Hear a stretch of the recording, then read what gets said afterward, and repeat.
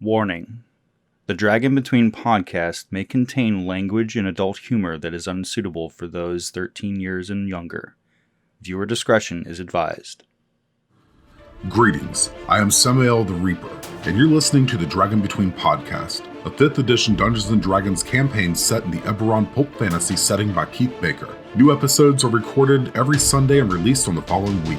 Don't forget to subscribe to the YouTube channel for clips and future episodes. Follow us on Facebook and Twitter for updates and news on the podcast. Thanks for listening, and remember, I'm watching you. When the characters last met, the group found themselves before a massive stone door with a stone-carved image of the Keeper. After dealing with yet another undead dinosaur, the group breached the door and entered the audience chamber, reuniting with Adelum. The group's cleric was hovering near a dinner plate-sized octagonal disc that twirled slowly in the water several feet above the floor of this audience chamber. The party were then assaulted by the ethereal guardians of the temple. As a fierce battle raged on, Scorched hurled his recently acquired trident at the dinner plate-sized disc, shattering the weapon and activating a pocket of air that forced all of the water out of the chamber in an instant, evaporating. The previously floating Vrax and Adelum found themselves falling to the tile floor, breaking through the brittle flooring and diving into a watery pit. As the battle continued on, the giant-sized corpse that rested in the massive throne began to stir. The undead giant then began to assault the party, knocking down Alistair with a powerful attack. The Deathlock then dominated Vrax for a time, forcing him to attack his companions. The undead storm giant was eventually defeated, though, when Twinkle sank her dagger into his forehead, delivering the killing strike. As the party regrouped and assessed their surroundings, they discovered that they were currently trapped within the chambers, the massive stone doors on the western and eastern walls tight. The pocket of air continued to keep the air within the chamber, though. The water that they had been so accustomed to maneuvering through, not re-entering the chamber. After resting up, the party began to explore the pit below, and were suddenly attacked by a beholder zombie.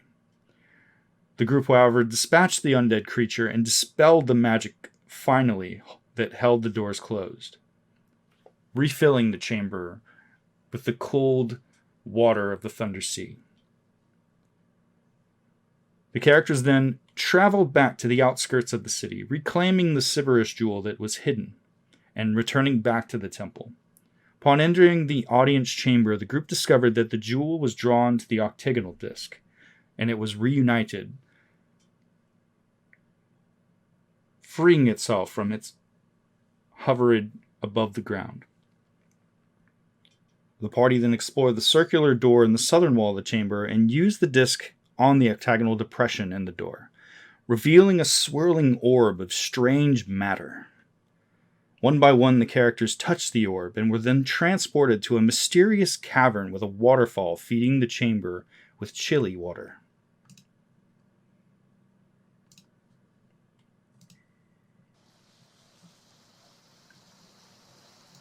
You all find yourselves up to your chest now, floating within this chilly water that is being fed from this waterfall that is thundering in the southern wall. Looking around the chamber, you see a rough-cut spiral stair that terminates at the water's edge on the southwestern wall of the cavern and extends upwards, spiraling around the outer edges of the cavern wall behind the waterfall, and then continuing on upwards into this mist that emanates from the ceiling high above you. There's this filtered light that cascades down through the mist, illuminating the chamber. The only other light source within seems to be the water itself. The water appears to have a strange bioluminescence to it. blues and greens that seem to radiate from the water itself.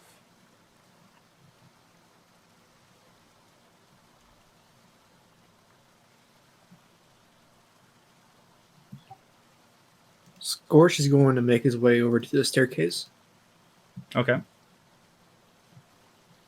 As you begin to head towards the staircase, you notice an iron post, which is seemed to have been hammered into the side of the stone staircase. And there is a longboat, which is currently sitting there.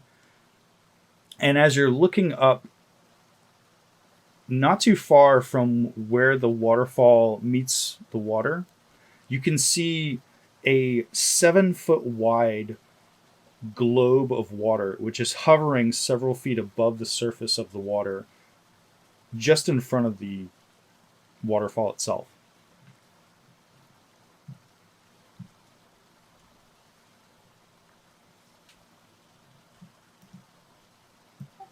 Is there anything inside the longboat?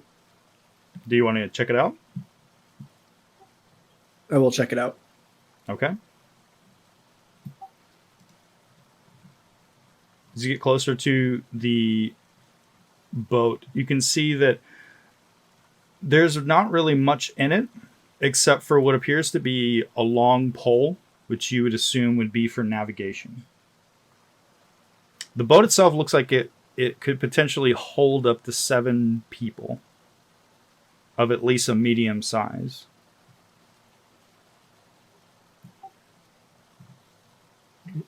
And where's everyone else in all this? Everyone is around you, currently floating in the water, just sort of, I'm assuming, glancing around at one another and the chamber that you're currently within. I'm actually behind him, glaring at everything around me, just in case anything could see how evil I look. Okay. Alistair's just floating in the water.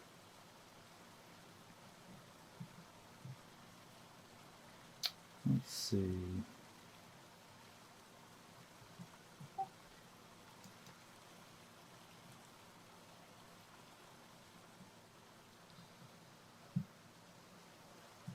Okay.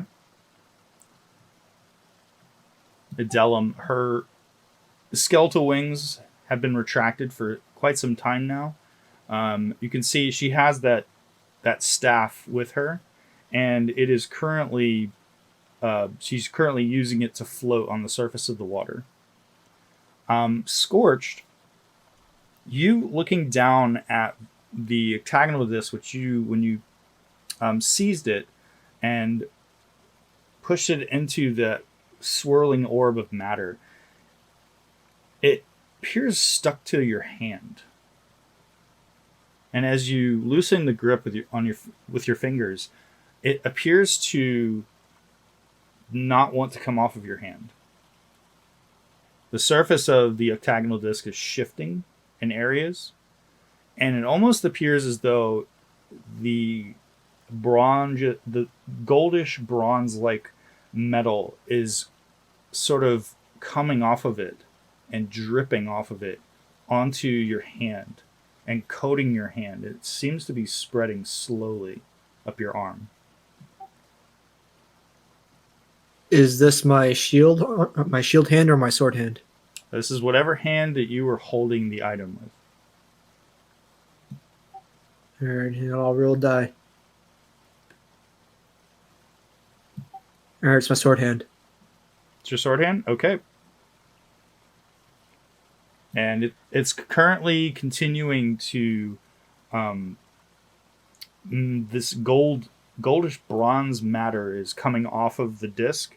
And you can see now that the shifting areas of the disc that you saw before, the disc itself seems to be shrinking in size from its dinner plate sized configuration and is spreading on your body. And you all watch as it seems to liquefy. This metallic material liquefies and now shifts.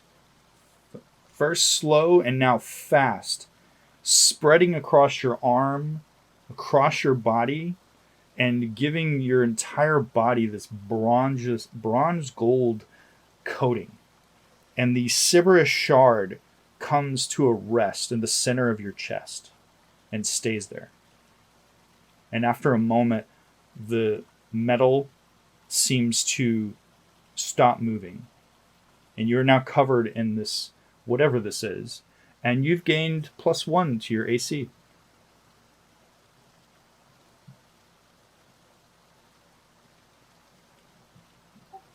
Which I have already added to your character sheet. Not knowing what this is, Scorch is going to rub up against the iron post and see if he can scrape shit off. Okay. As you walk up to the iron post and rub your arm against it, the iron post starts to crumble in areas where you touch it. You can see the rusty scratch from the area where you scraped against the post. And as you look at this scratch, this gouge that you have put into the surface of this material, slowly starts to ripple like water and repair itself. And if you'd be so kind, roll a charisma saving throw. Okay. That'll be a 19. 19. You feel this strange, funny tickling sensation in your head. It's unusual. And you hear a voice speaking to you. And the voice is just sort of like a low, rumbling voice that just says, "Release me."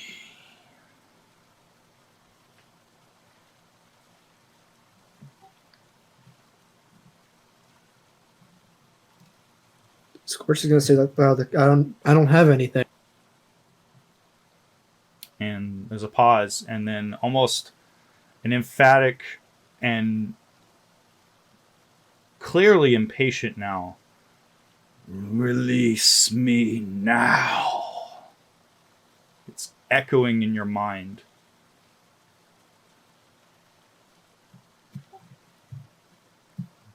Who are you?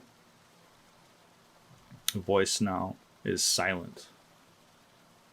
And then a few moments pass, and you can just hear the sound of the waterfall just thundering, filling the chamber with water.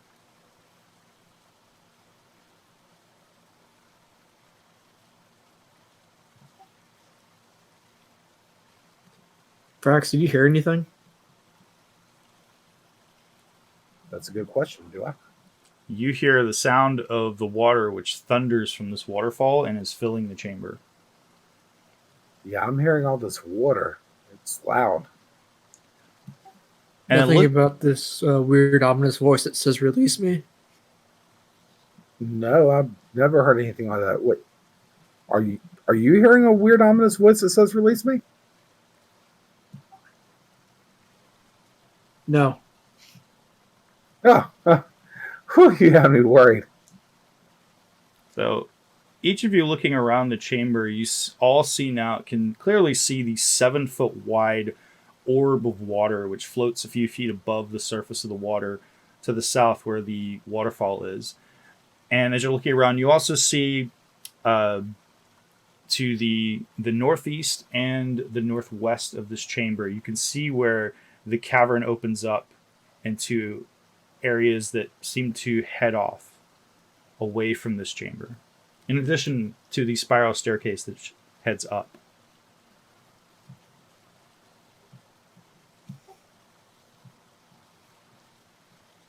Well, I think there's only a few possible ways to go. We can either go up the stairs, or we can go onto this longboat and see where the stream takes us. Or we can try and see what that orb does.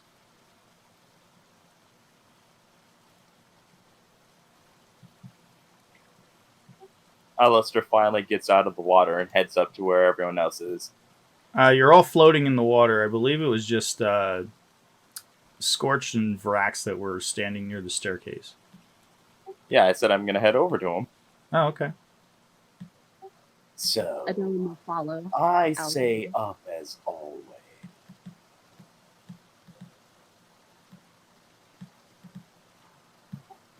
What do you think, Twinkle? What? Twinkle, as she is doggy paddling now in this water, which is quite deep, the sound of the waterfall deafening you calling out to her from your position on the spiral staircase. And Twinkle, you can see about 15 feet to the south towards the waterfall. You see that giant 7-foot wide globe of water, which is sort of warbling and floating a few feet above the water's surface, close to the waterfall.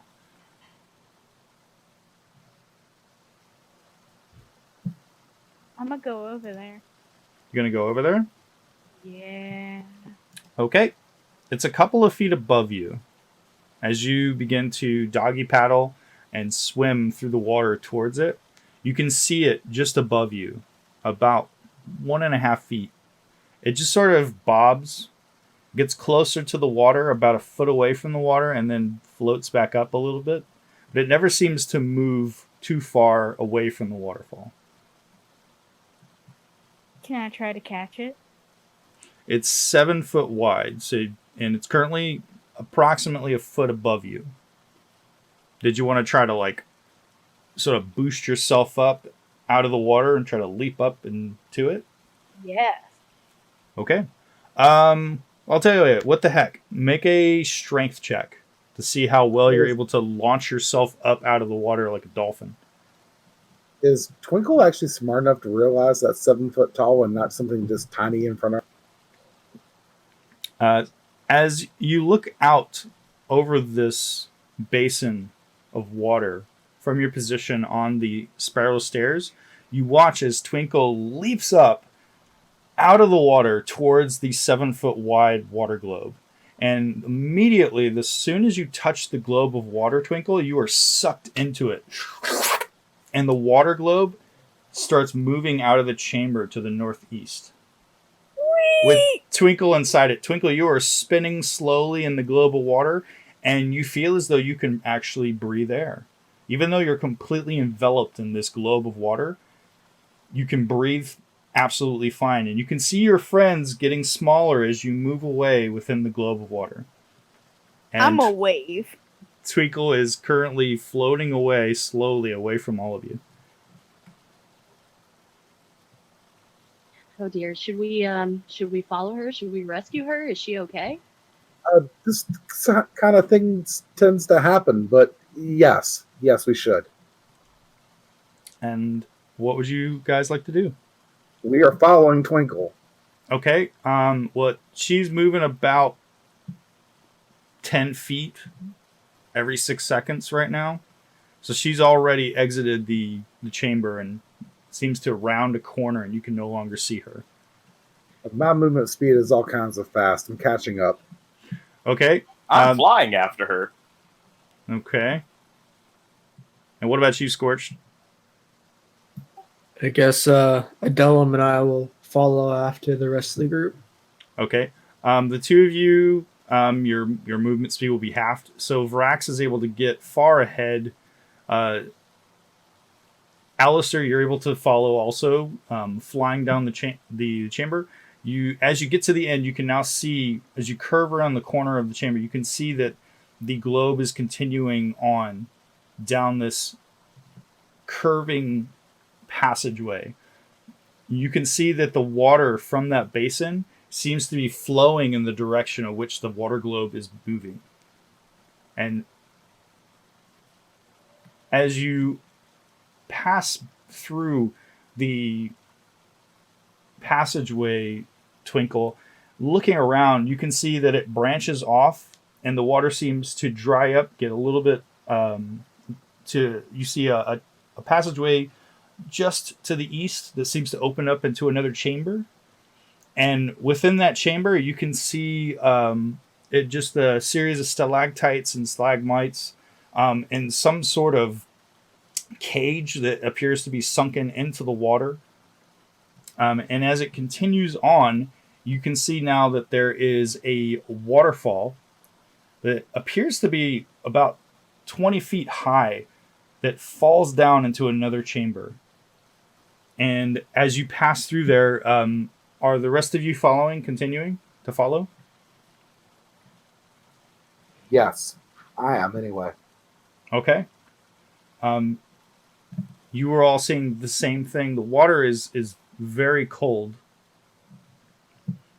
Your Aarakocra companion is flying behind you, and you both see the same thing, a chamber with some that was off to the east, just as Twinkle floated along to the south over the edge of a waterfall, passing by this chamber. You can see some sort of wrought iron gate or cage which is sunken into a pool of water within that chamber.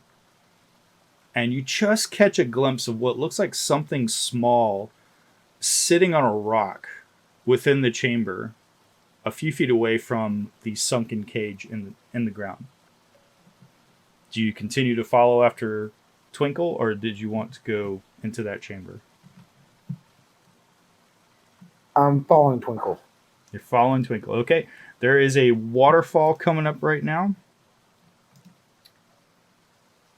As you hit do you want to just go over the edge?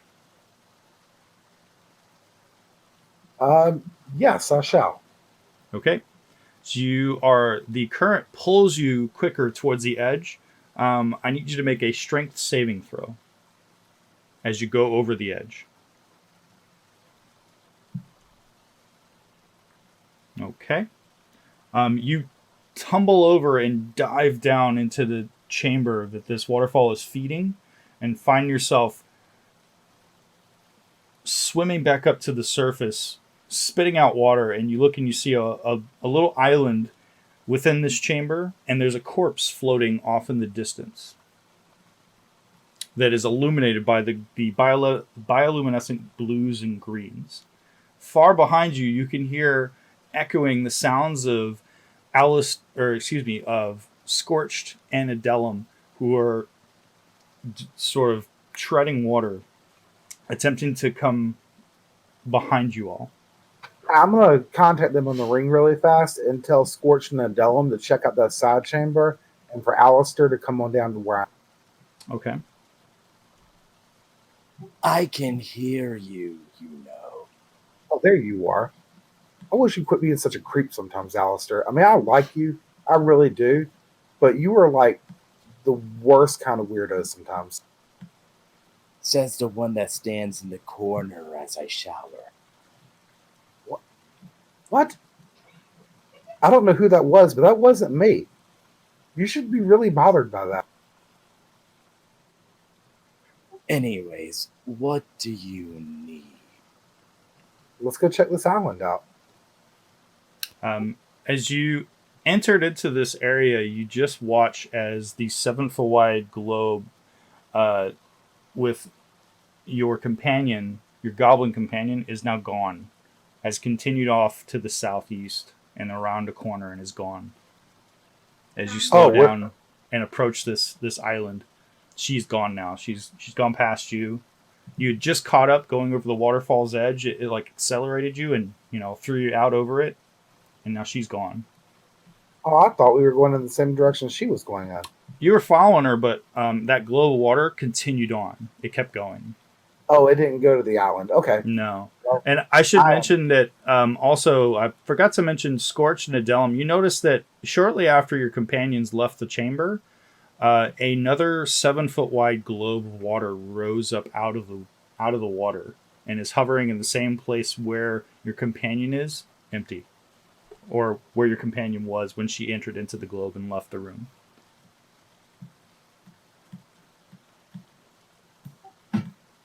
This is coming from the Warforged who didn't even bother to take the longboat instead of tricking.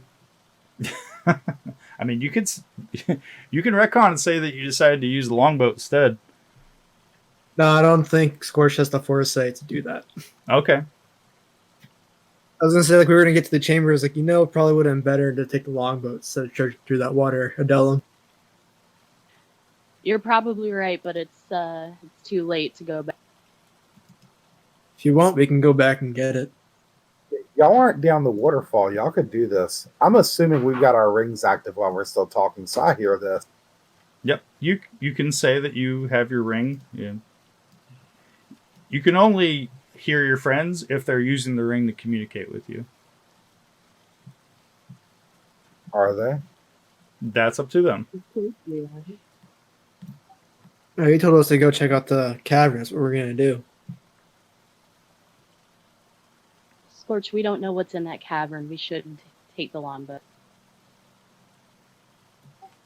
All right, so you guys haven't left the chamber yet. You're still trying to decide how you want to exit this chamber. While you guys do that, me and Vrax are going to have margaritas over here on this beat. So, Twinkle, you pass by a tiny little alcove. Looking, if you're glancing around, you just see like a mist that's coming off of the water on a tiny little island with like some sort of object which is in the center of that little island. And then your globe continues on south around a corner into a much larger chamber, and you can now see another tiny light island with some sort of a hut. It's like a crude stone hut that's atop the little stone island. Can I jump out of this bubble whenever? Absolutely. I want to go to that hut. Okay. So, Twinkle, you leap out of the hut? Or, excuse Yep. me, leap out. Now, where do you want to... Do you just want to leap out the moment you you see the chamber as you entered into it? The moment I made eye contact with that hut is the moment I decided, I'm going to jump out of this. Okay. Well, in that case, let me reveal some areas for you guys. I'll just sort of... And I will throw you guys on a map. How about that? Does that sound fun? Sound good to you? I like that idea. I will say yes. Okay. So in the meantime, your friends are currently back in the chamber, haven't decided how they wish to proceed yet, apparently. I am staying in constant communication with everybody, asking them what they're doing, what's going on, where are they. I'm also trying to contact Twinkle. Is she responding? That's up to Twinkle. Twinkle, are you responding to Vrax's request? I tap my ring multiple times. Hi! Hello? Hey! I found a house! That's awesome. What are you doing? Going to the house! Well, look, be careful. Make sure you sneak around it. Don't just show everybody that you're there, okay? If you see anything interesting, let us know. And don't eat the house. Alistair says, his voice cracking from...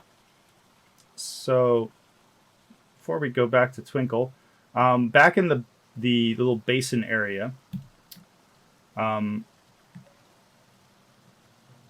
Adelum and Scorched. Scorched, did you guys decide how you were leaving this chamber? Did you follow after your friends? Did you take the boat? What are you doing? No, we're following after our friends. We didn't take the boat.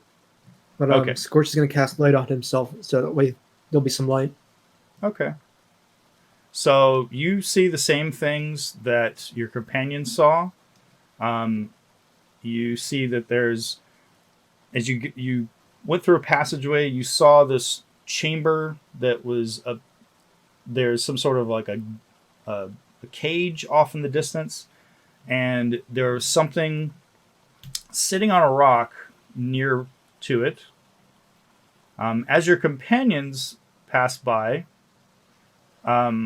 whatever that was is no longer sitting on the rock, but you still see the cage, which is sunk down into the water. And you're now seeing the waterfall, which is ahead of you. And the current is now pulling the both of you towards it. And I'm going to share a map with you guys.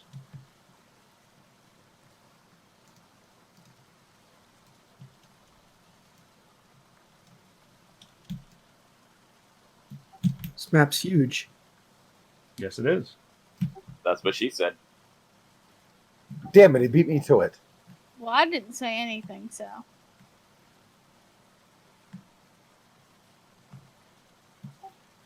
I forget that she's a she sometimes with all that goblin going on. All that goblin going on. Sometimes I do too. Kinky. And there's the gender fluidity. I knew it was coming.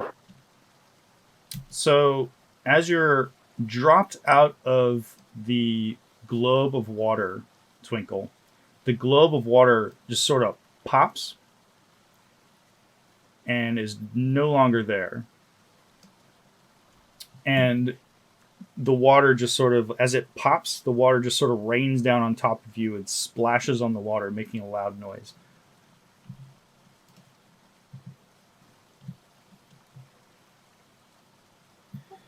And as you're looking around the hut, you can see, which is on that little island, you can see now that there is some sort of armored individual who's standing at attention on the island in front of that hut. Now, is that off to the side where I see that window door thing on the map, or is that directly facing where I'm at? He's standing directly in front of that door. That little white rectangle is actually a door. Okay. And he's just sort of standing at attention. And he doesn't look like he currently notices you. But the moment the sound of that water hits the surface of the water where you're currently doggy paddling, he starts to turn and look in that direction. I duck under the water. You duck under the water? Duck under the water. Okay. Let's see if he spots you. You can roll a stealth check if you like.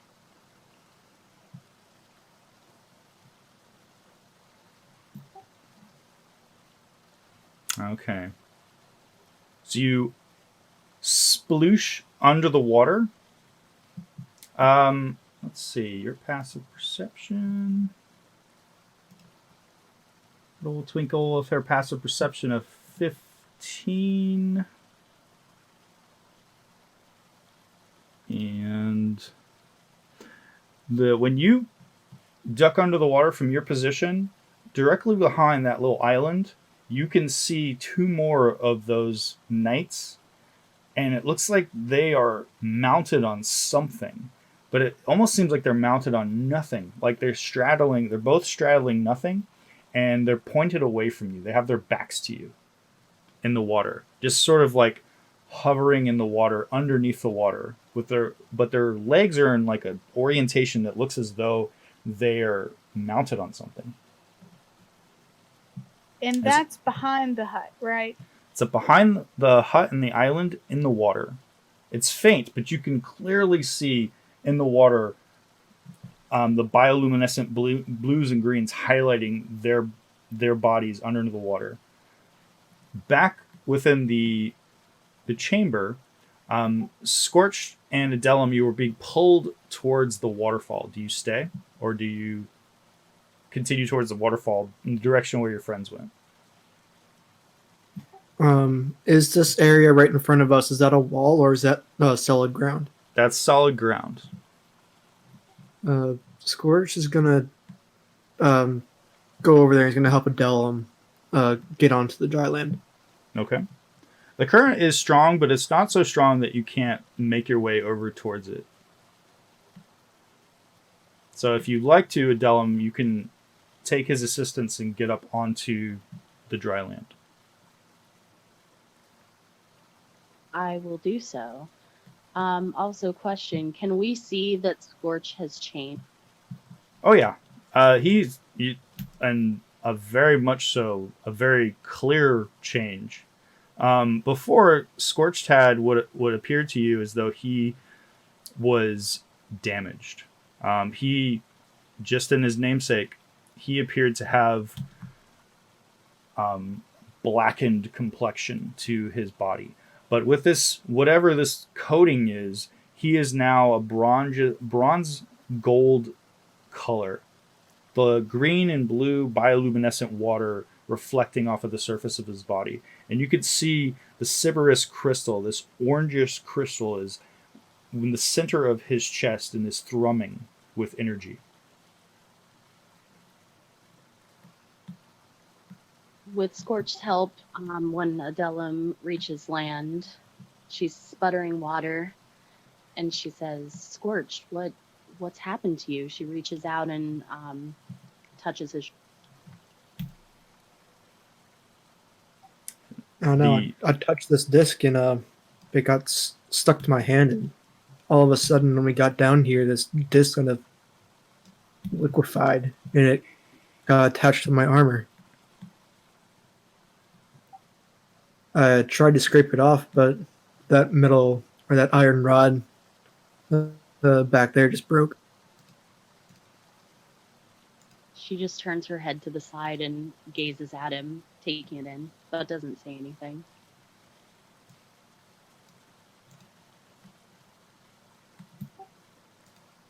Which way do you think they went?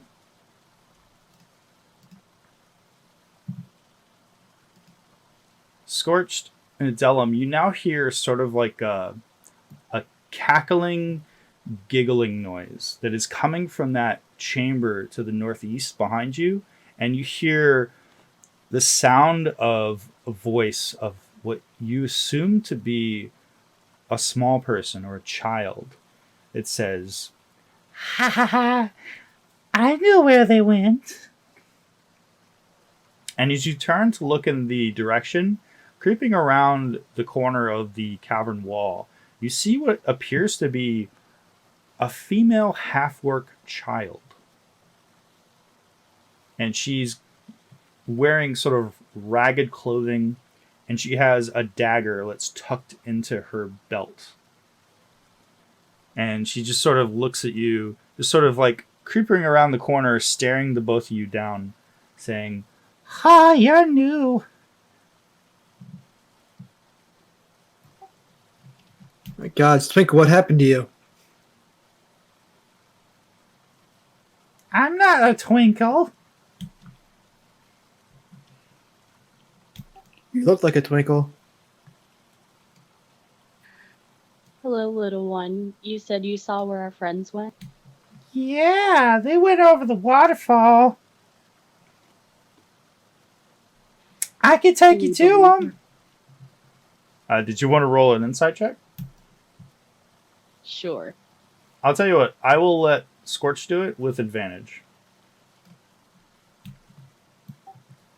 I am exhausted, so I'll just be a straight roll. Okay. You said it was insight? Yes.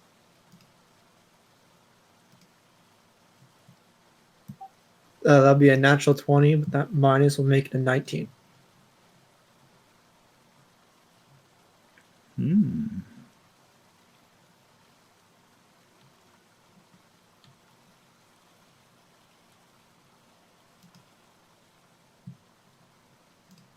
She appears to be telling the truth. She appears, in all intents and purposes, you don't feel like she's lying to you.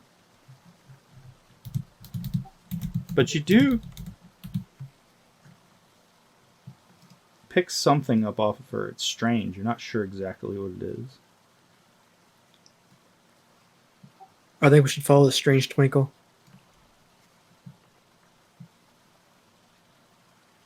I'm with you, Scorch. All right. We will follow the half-orc child. Okay.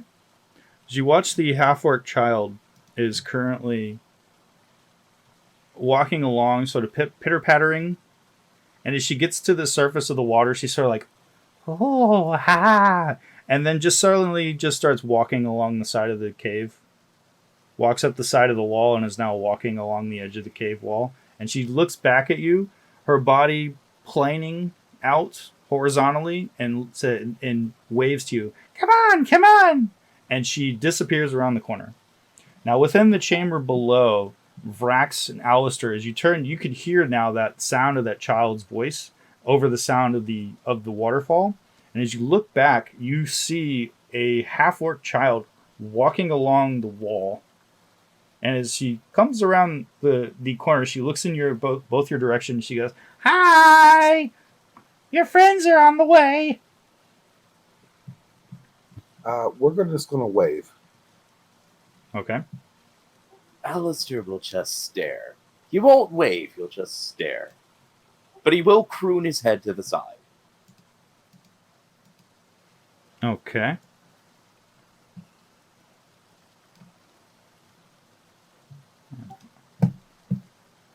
So the two of you, Adelum and Scorched, are welcome to join your friends in going over getting back into the water and going over the edge of the waterfall.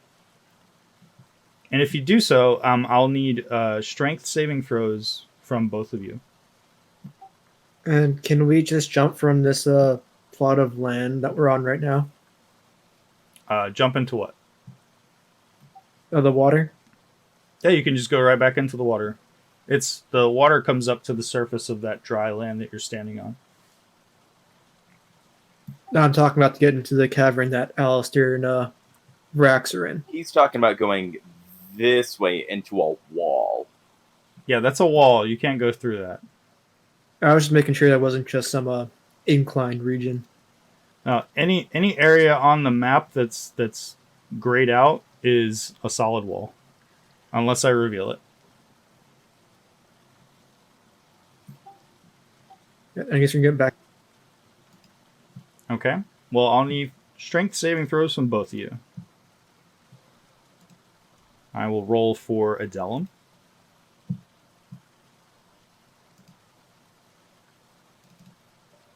Okay. So, Adelum, you go over the 20-foot tall waterfall, plunge into the icy water, sputtering, you come up above the surface of the water now. You can see now Vrax and Alistair perched on this island just to the southeast, a little ways away from you. And Scorched, you unfortunately tumble into the water and are spun end over end and bash against a couple of rocks. And you take 1 point of bludgeoning damage as you find yourself paddling back up to the surface of the water. The child now is walking along the wall around, and then you just watch as the child leaps off the water, off the side of the wall into the water, and swims over to the island, and very quickly runs up towards Alistair and just starts eyeing him, and sort of squats down in front of him and just sort of like, "Oh, ah," and sort of reaching out, attempting to touch your feathers and pet your feathers. Little one, you should be my pet. You would get along well with Twinkle. Speaking of Twinkle, Twinkle, what would you like to do after seeing what you saw? I would like to swim very slowly towards the shore. Okay. You can totally do so by, if you have the map up, you can move your token on the map towards the island. I will need you to make another stealth check for me. Okay.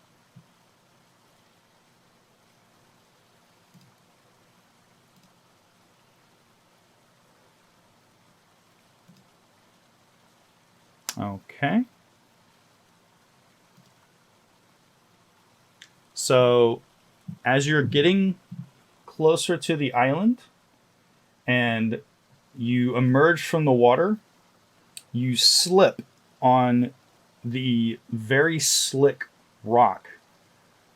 Your hand reaching up to give yourself some purchase and pull yourself up onto the island, and you slip and you sort of bang your elbow on the ground. You're sort of like, ow! And as you do, the individual who is at attention turns around towards you and draws his weapon.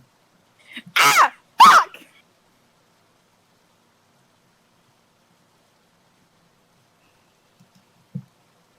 Did anyone hear that scream? It sounded like Twinkle. Guys! Tap, tap, tap! Does this thing work? If you I got a boo-boo! if you'd be so kind as to roll initiative for me.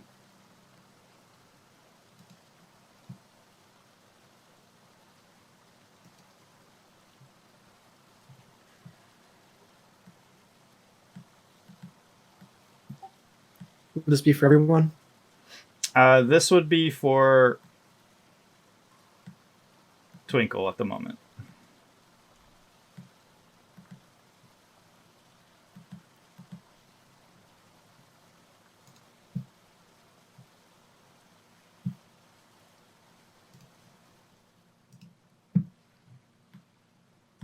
So if you would all like to roll for initiative, so I will say that you all heard her screaming into her ring.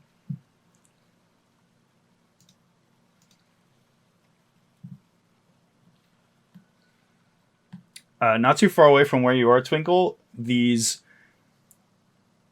strange creatures made of water erupt from the surface of the water with those knights straddling them like mounts. And they just sort of roar and warble.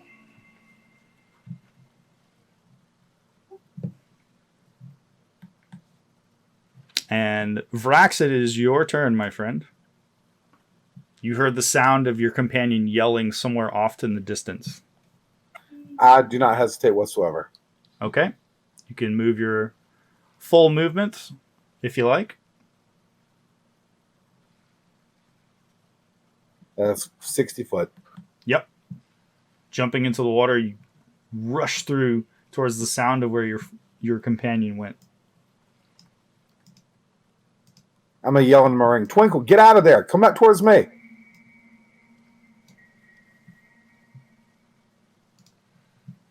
And I will roll for Adelum.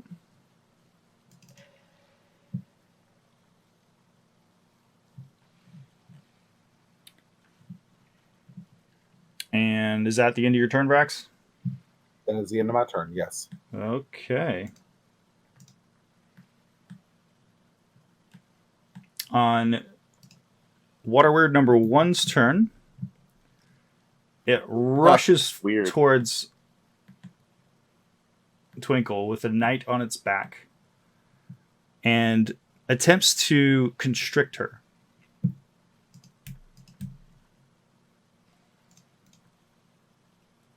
But it misses. Twinkle, you just watch as this creature that seems to be made of water splashes down towards you and attempts to wrap around you, but you just sort of roll to the left just slightly out of the way.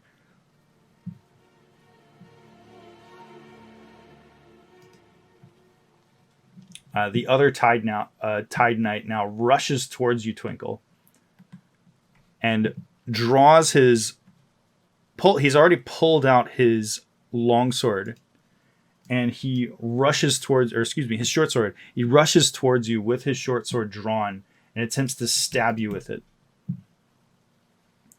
In quick succession, he thrusts forth, attempting to stab into your side. His first strike going over your head and nearly nicking your ear. Pulls his elbow back and then thrusts forth once again, stabbing you in your midsection. Ah! And you take 5 piercing damage as the sword pierces your body, and he pulls it back, ready to stab you again. The other knight now on the back of his weird has his lance. He will shift a little bit. There we go. He takes his lance now, pulling it back, holding onto the reins, and with his arm he thrusts forth, attempting to stab at you with his lance.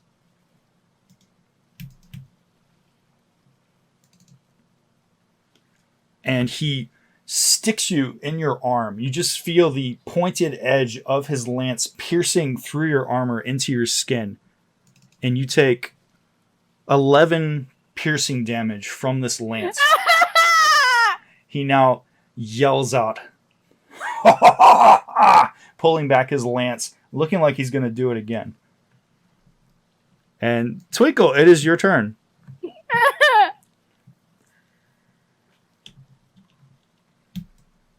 I wish to hide. Okay. 'Cause- Unfortunately, there's nowhere to hide. You are currently engaged with 3 individuals. You can take your disengage action and attempt Yes, to I would get like away to do from that, and then swim, dog Okay. paddle, very very quickly. them. Okay. You can mark on the map where you would like to dog paddle to.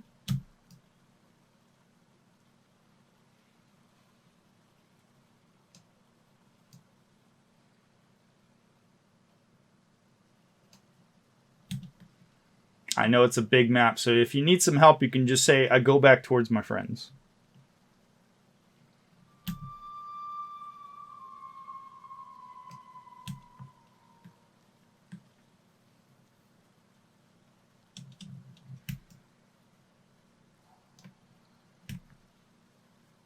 Is that what you'd like to do? Just swim back towards your friends? Yes. Okay. You did your bonus action to disengage. You can use your action and your move action to go twice your movement if you like. Yay! However, you do not have a swim speed, so twice your movement would be 25 feet, I assume. Yay! Yeah, because my speed normally is 40. Oh, it's 40. Okay, well in that Yeah. case, yeah, it would be 20 feet. I'm trying to move me back and it doesn't want to, so I'm gonna just not touch it. Okay. That's all you'd like to do on that turn? Yes. Okay.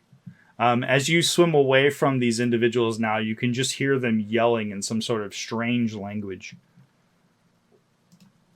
And Alistair, it is your turn. You just watched, you could hear the sound of Twinkle yelling in the ring. And you just watch as Vrax, with no hesitation, rushes out to the southeast, almost out of sight now. If I use all of my movement speed, I can double my flight, or is it just 50 flight? It's just whatever your flight speed twice if you're just flying. I am flying. Okay.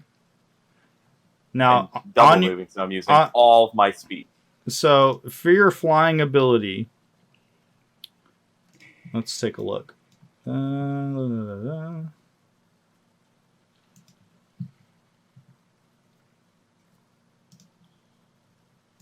don't think that you have to land. I think you can just... you don't really have a hover ability, but I think you can just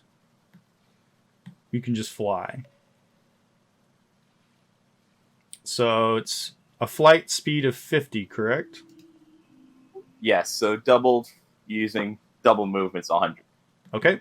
So you're flying through, dodging around stalactites, which are hanging from the surface of the cavern several feet above you. The dripping down as you're rushing through the cavern. You reach the end of the cavern now, and you can hear now the sounds of water splashing as Twinkle is attempting to swim away from her attackers.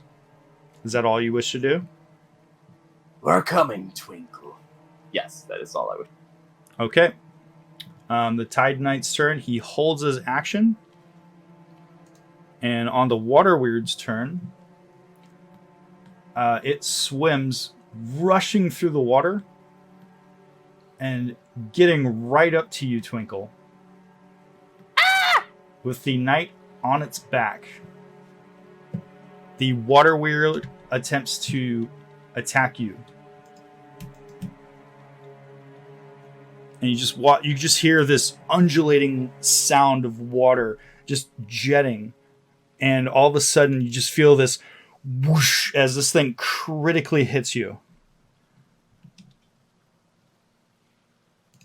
And you are slammed and knocked unconscious. And it is constricted around you.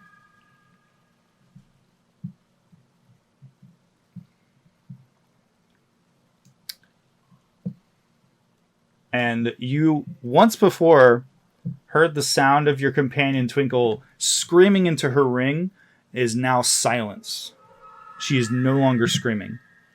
And the Tide Knight, who was holding his action, now, with his lance, begins to rear back and attempt to stab at Twinkle.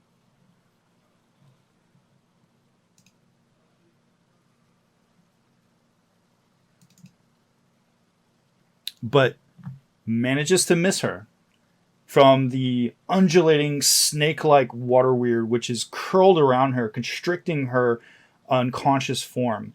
Just manages to miss, not wanting to nick or attack his own mount. And Adelum, it is your turn.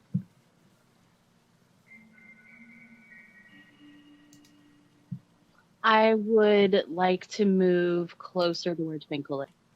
Closer to where Twinkle is. Okay. Your maximum movement speed is 30 feet. So you can move 10 feet of your movement and then jump into the water. And do you want to double move? Yes, I do. Okay, so we'll say that's 10 feet. And then you don't have a swim speed, unfortunately. So we'll say half of that would be 30. So you got another 20 more feet. So we'll just say you're there.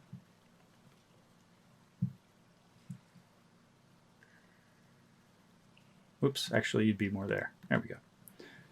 And that's the end of your turn? Yeah.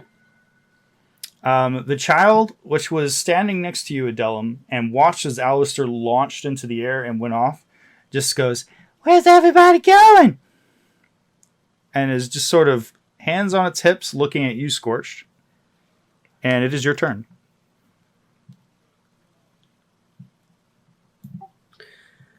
We are trying to find her friend. That big blue orb seemed to have taken her away from us. Oh, the transportation orb. She went south. Oh my. She probably in some serious trouble right now. The knights are going to get her. Well, we need to get here before they do. Do you know a fast way to get down there? Can you fly? No. I can. And she immediately grabs you and starts flying down the cavern with you. I love her. Let's see. She can move 40 feet. So she flies. And the cat and the Frax, you just watches this tiny child, half-orc child, flies over your head with Scorch hanging out of one of her hands. And Adelum, you watch the same thing as this tiny child just sort of whoosh, flies, one fist pointed straight towards her. Her body is planed out horizontally, and she's got Scorched grabbing him by the nape of his neck or his armor and is pulling him along through the air. You mean like the Superman fly? Yes. Did she wink at the camera when she stopped? Possibly. You're not sure. Okay. Scorched, you have your action. You are currently being held aloft in the air, several feet in the air above the surface of the water. You can see Alistair flying off in the distance, about to go around a corner. And this creature, this half-orc creature, is holding you aloft in the air. Scorch is going to hold his action in case something jumps out at them. Okay.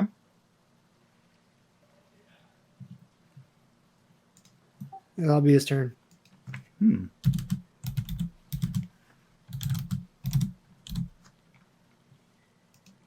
Well then, Vrax, it is your turn. I've already got my movement marked. All right. As you motor through the water, you now see, coming around the corner, this massive creature, like a snake-like creature made of water, with some sort of armored knight on its back. And you can see that it's wrapped around the prone form of Twinkle, who is just, her arms are slack, her head is back. I at least want to yell or make some sort of noise so they see that I'm there. Okay. You can certainly yell. And when you do so, the knight now points his lance in your direction. and he looks like he's yelling in some strange language to the people behind him. Good. And Scorch, it's your turn again. You are still held aloft by this creature. You can hold your action if you like until it moves. So I'll wait for Kosh or his orc child to bring me closer. Sure. I'll be right back. Okay. Twinkle, make a death save. Okay.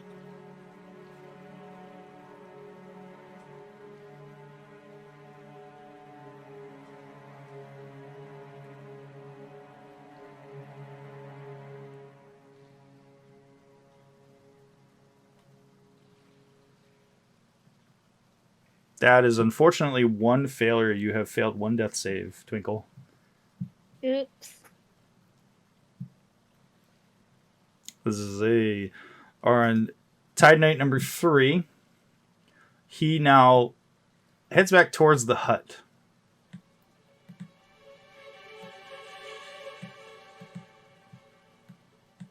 And is gone.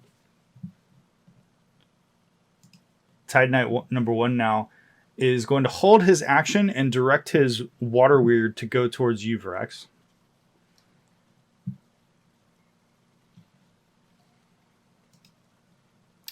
And water weird number 1 now is going to rush in the water towards you,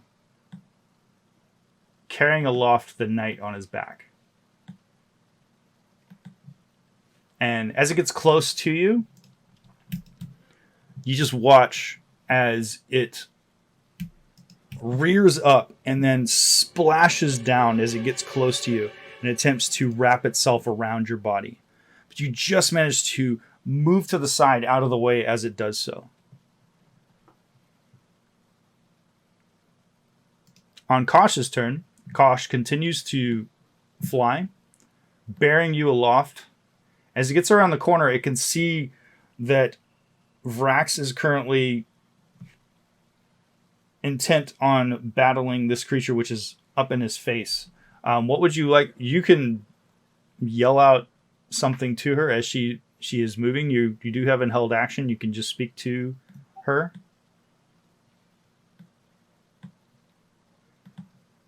She says, "There's your friends. What's you want to do?" Drop me here and find some place safe. Oh, silly. I'm always safe. And she drops you in the water. And she just sort of hovers in the air. Indian style, legs crossed, arms crossed now. Just sort of watching the action. And you sploosh into the water below her.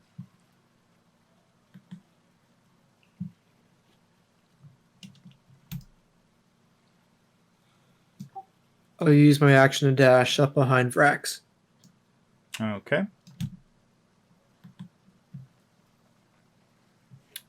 Now you can, if you have more movement, you are currently both of you are treading water. So you can attempt to swim under them if you like. That was exactly 30 feet. I got you. Okay.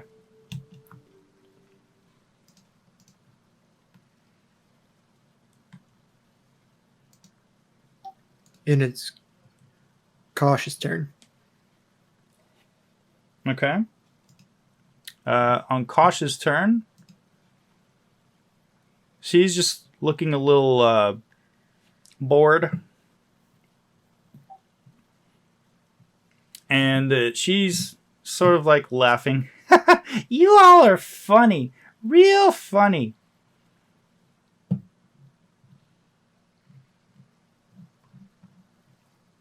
And continues to sit there. And it is Alistair's turn. Alistair, are you back? Yes, I am. Okay. This child is hovering behind you, sitting Indian style and seemingly in midair with her arms crossed. You watched as Scorch went forth, meeting up with Vrax, standing treading water shoulder to shoulder now against this knight and riding on its water weird.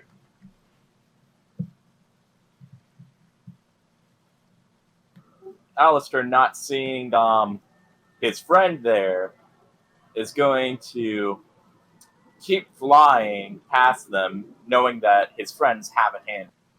Okay.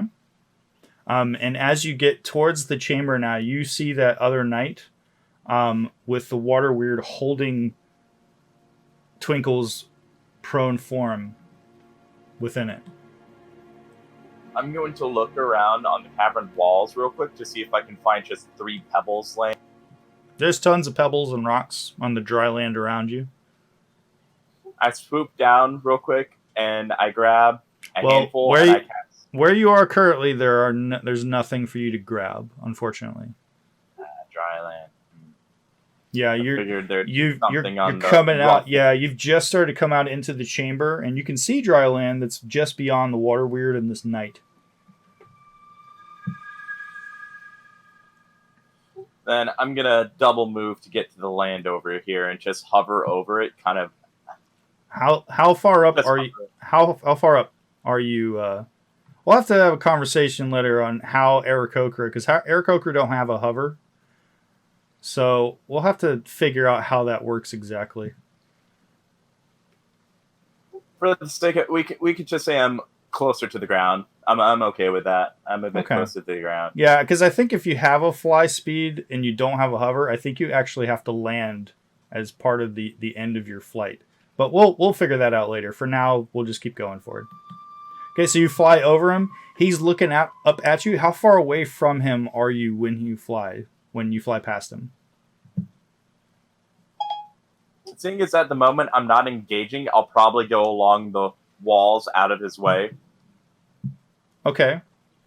He just sort of stares at you, and you can see that he's hefting his lance in his head, trying to gauge whether or not you're close enough to him that he could get you as you go past him. And is that the end of your turn? Yes, sir. All right. It is a Dellum's turn. Dellum, continue to swim. Yes. How close? Where am I relative to everyone else? They are all far ahead of you. There's currently you're treading water, and what appears to be at least 20 feet deep water within this tunnel, and they've gone south and then southeast away from you. So currently you see nothing. They've just sort of left you. You can just hear the sounds of battle going on, echoing to the south. I will yell out, "Little one, Kosh, a little help, please." Okay. You hear Kosh's voice echoing back to you. "Oh, hey! You're slow." I am. Can you help me, please? I can try. And that's all that happens. She doesn't do anything. Do you just want to move your maximum speed in the water towards the action? Yes, I do. Okay. You treading water, you swim 30 feet in the water, your maximum speed, going twice your movement, reduced to half because you don't have a swim speed. And Dark Knight number 2 saw you, Vrax, coming up. Now turns his attention towards Scorched, pulls back his lance, and then attempts to stab you with his lance. Scorched.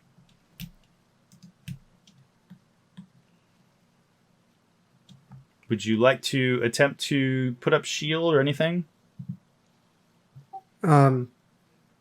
What do you roll? He missed you. And no, I will not put up shield. Okay. So the lance just sort of, he thrusts it forth down towards you. Does nothing, does not connect at all. And on the Water Weird number 2's turn, let's see. It's going to begin to move away to the south, away from all of you, bearing Twinkle and the Dark Knight Dark Tide Knight on his back. Alistair, you watch as this knight just sort of swimming on the surface of the water, looking back towards you with a rakish grin on his face, and just sort of winks as he moves away from you. And you watch as suddenly the water weird submerges into the water out of sight.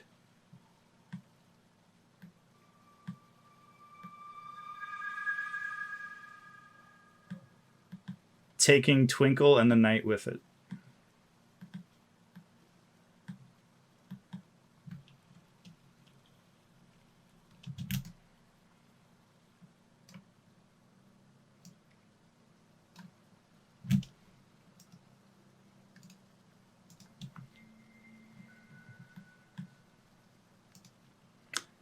And Twinkle, make another death save for me.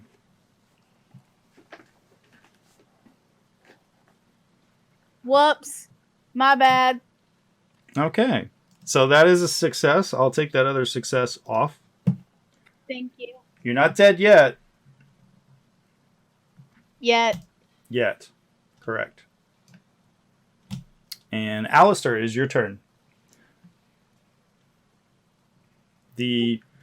Your companion, this strange water creature bearing the knight aloft, headed to the south and seemed to submerge itself under the water away. I use my ring to tell my friends, they took her underwater. I'm heading in now. And Alistair will do the smart thing, and he will walk over there and then jump into the... Okay. As you move around the corner, the door to the hut opens, and the knight steps out, and he attempts to stab you. Oh, he's approaching me. Yes, he's approaching you. And as he steps out, you just watch as he steps out, and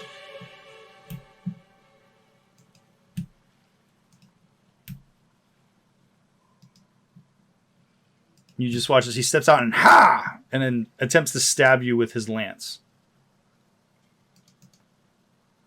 And he hits you. You feel it piercing through your armor, piercing into your flesh as he impales you with his lance. And you take 8 piercing damage as the lance plunges into your body, and he pulls it back for seemingly another attack. And you still have your action if you'd like to do something. This guy just seemed to like emerge from the door. The door appears to be made of kelp. It was almost like a kelp curtain, and he just sort of stabbed out at you as you move past him. I'm going to turn to him. My quarterstaff out, pissed off look at my face. I'm going to use my bonus action to cast Chalet on my quarterstaff, and I am going to try to bat him across. Okay. That's a hit. And you bludgeon him in the side of his head with your staff. Just sort of, and then dropping his lance to the side now. Looks like he's getting ready to pull out his short sword. I don't know why we're fighting, but if you're going to stab me, I'll beat you down.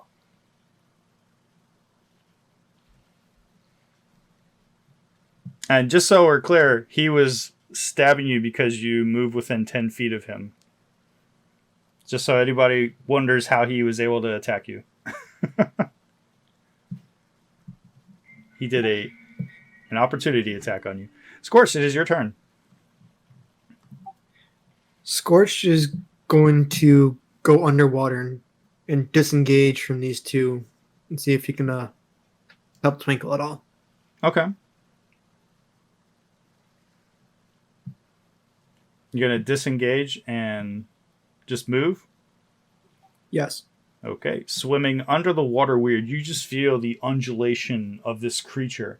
And it seems to like its head just sort of follows you as you swim underneath it. You can see it from underneath the surface of the water. On the Tide Knight's turn, he's going to hold his action. Rax, it is your turn. Vrax is beyond pissed and beyond words. I am activating my rage, first and foremost. All right, I will activate that for you. Your rage is currently active. Thank you. In one moment.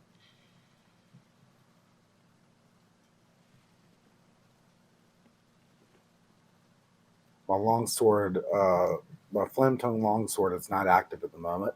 Okay. So I turned off the flame effect, but I am attacking. All right, go for it. That is most definitely a hit as you reach up and strike at the Tide Knight. He, in very, not as fast as you, he's not able to parry your attack. And you just see like, oh, as you splash into the surface of his body.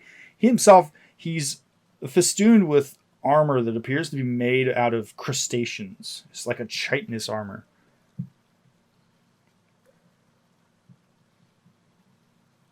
Thoroughly pissed off. I also go in for a bite, much like a Nile crocodile. Okay. That is also a hit.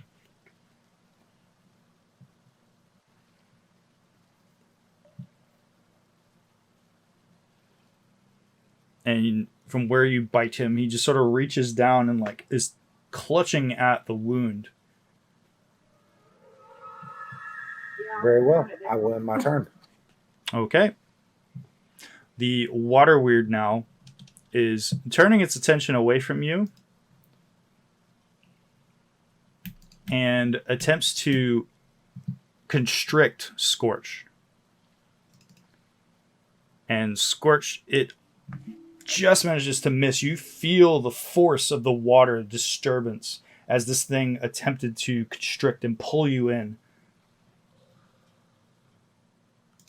On water weird number 2, it's going to continue to do something. You're not sure what. But for all intents and purposes, it is gone. And unfortunately, so is Twinkle.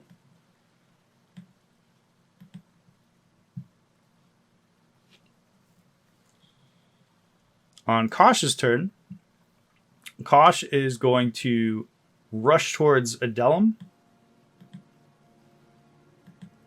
pick her up, and then in Superman fashion, fly back to where it was. And flies another 30 feet. Roughly. Depositing you, Adelum, in the water next to your friends. You just see this massive snake-like thing.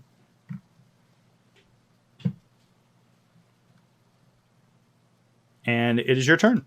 What would you like to do on your turn? You sploosh down into the water. You are armed with a hand axe. You're armed with a mace. And you have a giant piece of wood strapped to you. It's a bit awkward.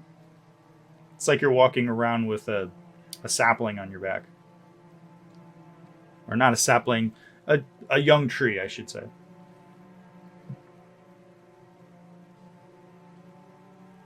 But you also have... a magical item? What's that?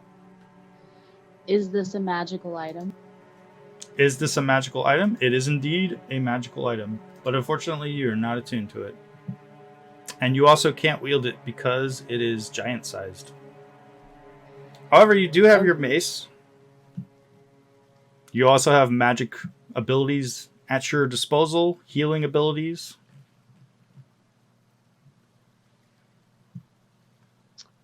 I will attack the dude with my hand axe.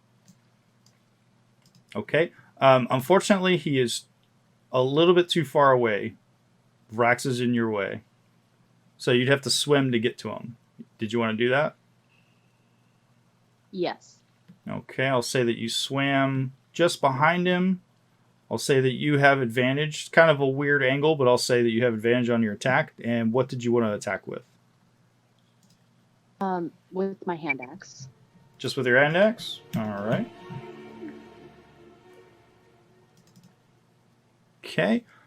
You managed to sink your hand axe into the back of this guy's his midsection, just in his lower back, and you just hear a crunch of bone as you do so. And he just sort of turns around back toward you, like, ah! And mutters something in some strange language. And Can I understand what he says? you unfortunately do not understand what he says. And he turns around and takes his lance.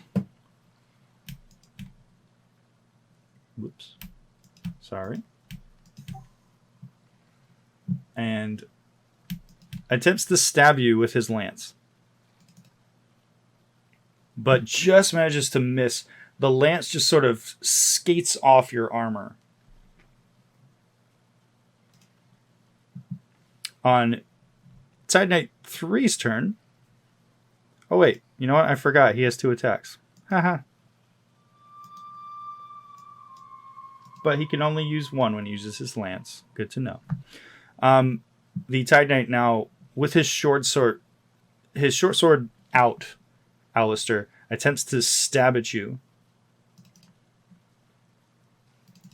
2 quick thrusts. But just misses you each time. Just disturbing your clothing and tearing it in places, but not connecting. And it is your turn. Hello there, little one. And I'm going to try to whack-a-mole. Gonna try to whack-a-mole? Try to whack-a-mole. Okay. That is most definitely a hit, as you connect, whacking him in the side of his head, right where his neck meets his shoulder. And I'm going to use my bonus action to do unarmed. Okay. Unfortunately, your unarmed strike misses. And then I'm going to use my reaction to do a measly just 3 poison to see if it does anything. Testing. Okay, then. These puffer balls of spores erupt off of you and off of your staff and just go to poof, poof, poof in his face. And he's like coughing and waving his hand in front of his face. Ha! Gassed ya. And I end my... Okay. Tide Knight number 2 now hooks his lance into the side of the saddle and the water weird now, pulling out his short sword. Now, in quick succession, attempts to stab her. And just manages to hit Adelum with his second attack. Now, Adelum does have the ability, and you should have...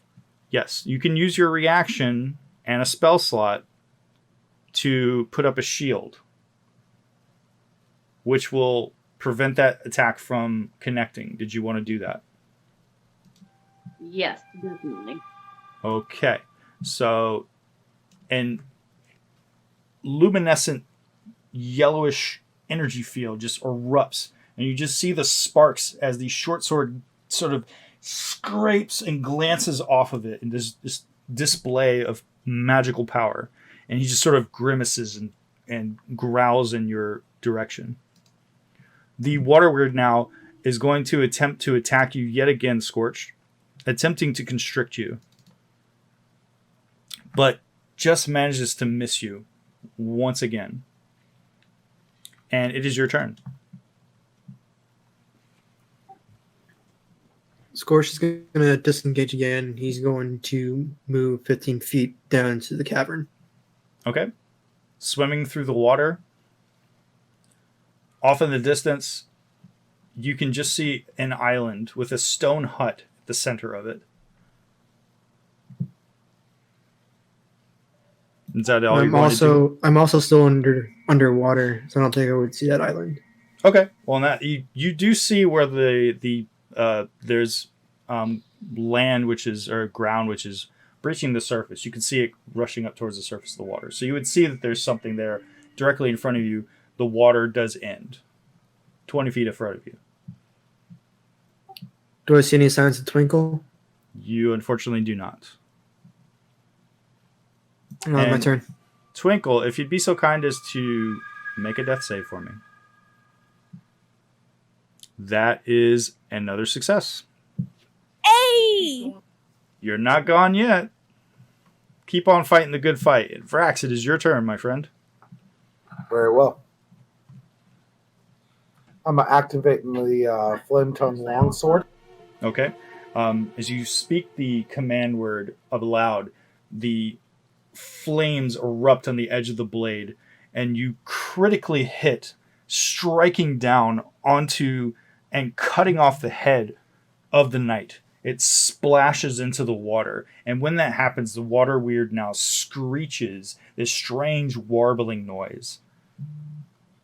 Is it still alive? The water weird is still alive. The knight, unfortunately, he is very dead. And unfortunately, swing around, slashing at the creature. You just miss the creature with that attack. But then lunging out with your jaws open, you bite into it. It's like biting water itself. You get a sip of water. It's sort of a briny taste.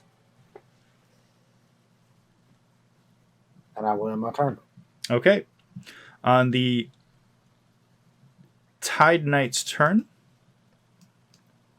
he will once again attempt to stab at you, Alistair, with his short sword. And manages to stab you, this time in your right leg, right in the thigh. You feel the blade stinging as it pierces into your leg, doing 5 piercing damage to you.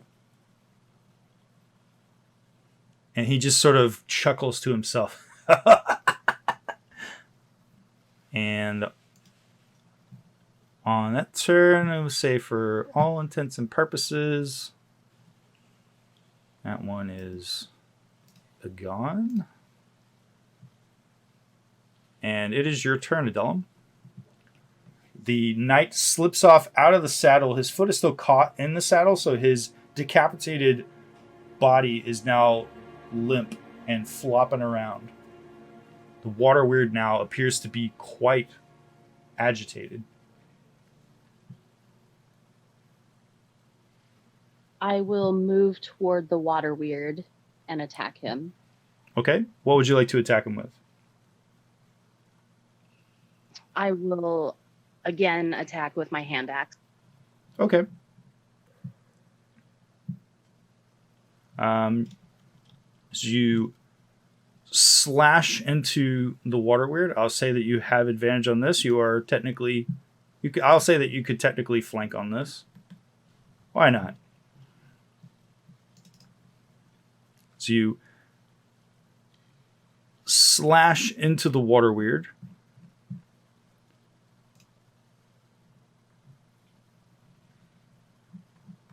And your blade, it finds some resistance, but doesn't really seem to do a whole heck of a lot.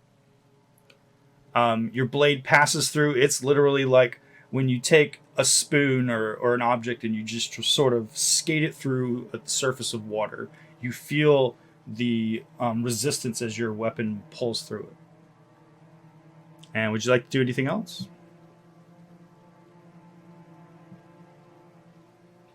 I would like to move toward Alice. You'd like to move towards Alistair? Okay. Yes.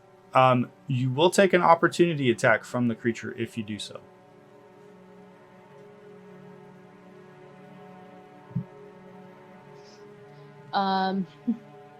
That's okay. I'll go for it. Okay. I don't know why it came off of you, but I believe you still have your shield up.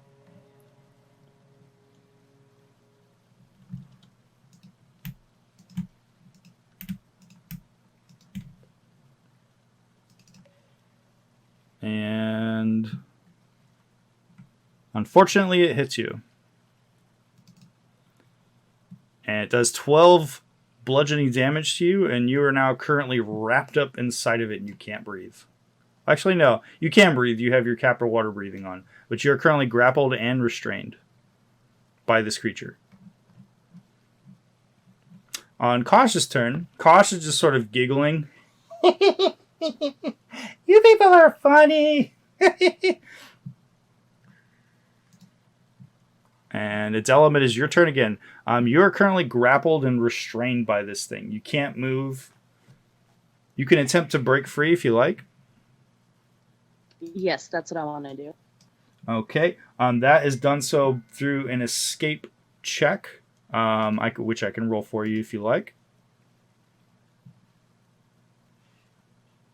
Yes, please. Okay. And hey, you just managed to break free from this creature's grasp. And you are no longer held. You can move. You can do whatever you like. However, this is a new round, so even though you've broken free from it, it can still use a reaction to attack you. Unless you use the disengage as your action and then swim away. I would like to disengage and swim. Okay, so you'll swim 15 feet away, join your friend Scorch as the creature looked like it was about to lunge at you, but it does not. And Vrax, it is your turn. That is most definitely a hit as you strike forth with your longsword. Sizzling noise as your flame tongue is slicing through its body, but it appears to not really do a whole heck of a lot, at least what you're used to, slashing, attacking a creature. Your second attack misses, unfortunately.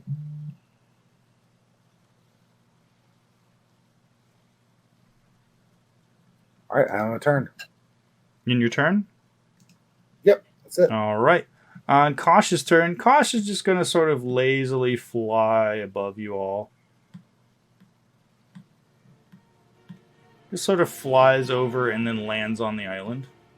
Kosh giggles at this situation again. Kosh is on the murder train. Yeah, it's very similar to Twinkle's, like, sort of gleeful. Yes, that, exactly. It's very strange. It's very similar, strikingly. Alistair, it is your turn. Oh, hey, it's your boy, Alistair, back at it again.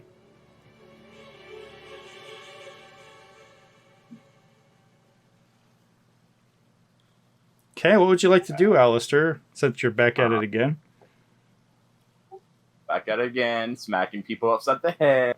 That definitely connects. Your quarterstaff smashes into the Dark-Tide Knight, breaking his nose. He just sort of grins and spits out a tooth. And then I'm going to try to claw again. Oh yeah, baby. That is most definitely a hit. So you slash out, scraping across his chest, digging divots in the surface of his pectoral muscle. And as you do so, you can feel like a scaly, like almost barnacly like substance which gets underneath your nails. It's really uncomfortable. And I'm going to end my time. Okay. And I'm gonna just like croon my head at him, like, nice blood loose. Twinkle, make another death save, please. That is a success. You are currently no longer, seemingly, not in any danger. However, you are unconscious. And we'll get back to you.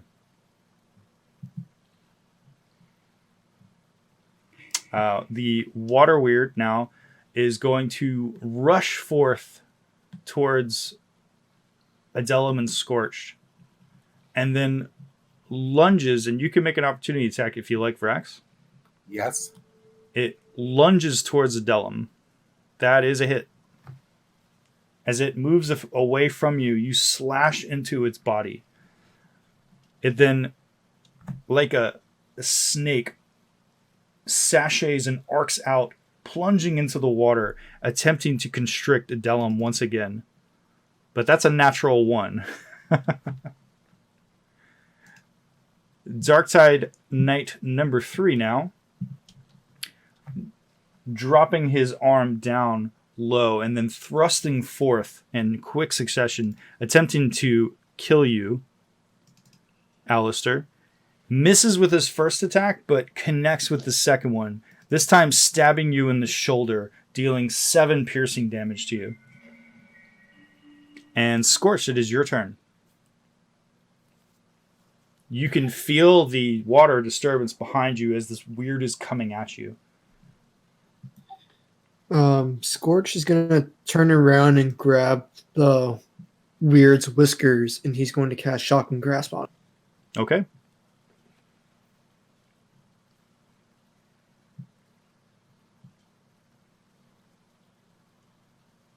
That is most definitely a hit. So you reach out with your hand, looking at and sort of marveling, the electricity is traveling up your forearm and emitting from your hand and momentarily blinding you. You're not used to the sight of this shiny surface of your body. Is that all you'd like to do? Scorch would like to move closer to this island. Okay. On his turn. All right. And Twinkle, you're still unconscious. Alistair, it is your turn again. Alistair is now going to proceed to beat this man. Proceed to beat that man? Oh, you're right. Proceed to continue to beat this man. Ah. That is most definitely a hit as you connect with your quarterstaff, dealing 12 bludgeoning damage, smacking him. One leg being forced down from the blow, his head hanging, and he begins to look up at you. Using a bonus action, I'm going to continue and punch him in the face. Punching him with your outstretched hand, smashing into his side. His left eye now is closed from the impact and is bruised, you could tell. And I'm going to almost immediately swollen shut. I'm going to use my action and try to shove some spores down his mouth. Okay. Once again, the spores pop off of yourself and off of the quarterstaff and erupt in a cloud around him. He's coughing. And Vrax, it is your turn. I'm going to move back and engage the creature again. Okay. And that is most definitely a hit as you lunge forth, slashing into the creature, cutting into it, and cutting the side of the loop of the saddle on it. And as you slash into it once again, you're in an upper hand cut almost slash through the creature, and its body bursts like a water balloon. I'm going to rocket forward next to Scorched. Okay. And there, I will end my turn. All right. And Adelum, it is your turn. You're watching as your friends now. There doesn't appear to be any kind of resistance. They've killed the water weird that was trying to attack you. And you're just sort of treading water right now. You can see that Scorched and Vrax are rushing towards the island. Up on the island, the distance, you see that your friend is currently being attacked by some sort of knight, but he's down on one knee and appears to be very hurt. The Darktide Knight that he's currently attacking. And you can see the half-orc child, which is just sort of lazily walking and tiptoeing and balancing on one foot after the other, switching back and forth with its arms out to the sides.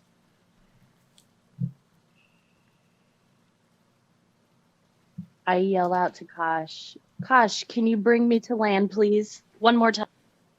Okay. Kosh says, "No, I don't think I will." And she continues to just sort of lazily walk along the island, kicking stones and pebbles and shells into the water. Oh, you little piece. So Adele swims toward the island. Okay, I'm going to double move. You can definitely get up on the island. And Kosh is not too far away from you, just sort of grinning up at you. Hee. I kick some sand at her. And she just sort of goes, oh! Jaw drops, this look of hurt on her, pulls her hands up to her chest, like, how dare you? And is that the end of your turn? Yes. You still have an action. Oh no, I'm sorry. Oh, no. It took your whole action to get on the island. I apologize. Action and move. Then I'm done. Okay. Tide Knight number 3. And in act of desperation now attempts to lunge forth and try to stab you. It's moving the short sword as if it's holding it like a dagger. Attempting to stab you in the chest in quick succession. And misses both times. As you, Alistair, this Tide Knight stands up on both legs and sort of lunges forth. You just managed very easily to step aside from it as it almost falls over in front of you. Kosh is now going to reach out and put her hand on your shoulder, Adellum, and says, "Be nice now." And just sort of gives you a strange look. And Scorched, it is your turn. I should mention she has not lifted her hand off of your shoulder, Adellum. Scorched, get up on the island now. You see your companion is currently being attacked harassed by this knight who looks really worse, really rough around the edges. It's not Twinkle. Do you know where these nightmen or whatever you called them, where they would have taken Twinkle? Yeah. Can you show us the way? Sure. And she points just beyond the hut down that passageway to the south. You can see now, and I will reveal. There's a passageway that continues on, and you can hear the sound of running water and yet another waterfall. And Kosh says, "It probably took her to the Oracle." Oh, the Oracle. What with Twinkle? That's pretty much all you could do on your action, so you can't have like a full conversation with her. Oh, Yeah. we're not in combat. Okay. No, you are in combat. You're still in combat. There's still something to attack. Twinkle, you're still unconscious. Vrax, it is your turn. As I walk by Kosh, I say, "Is the Oracle past him?" and point at the Dark Tide Knight. Kosh just sort of looks up at you, still one hand on Adellum's shoulder, floating up a few feet off of the ground next to Adellum. And she says, "The Oracle's that way, sweetie." And points in the direction of the passageway to the south, beyond the island, beyond the hut. So beyond the Dark Tide Knight. And just sort of shakes her head vigorously. Still not letting go of Adellum.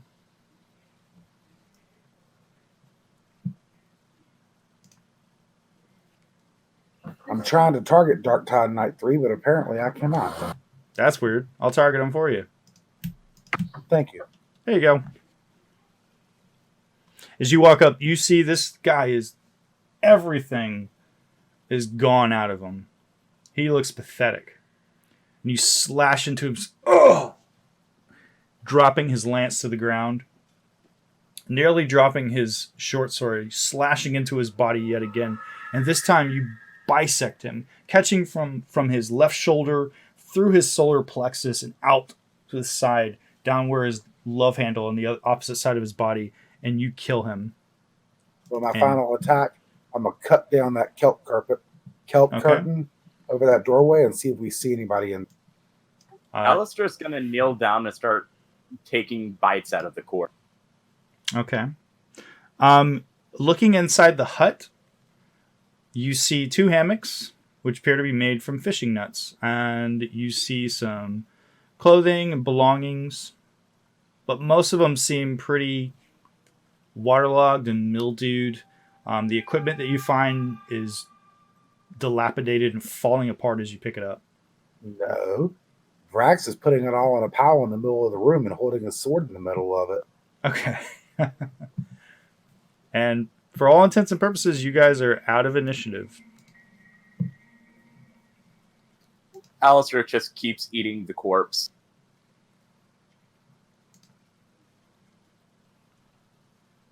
Go ahead and talk amongst yourselves, guys. I'm starting a bonfire. Okay. Shouldn't we head after Twinkle?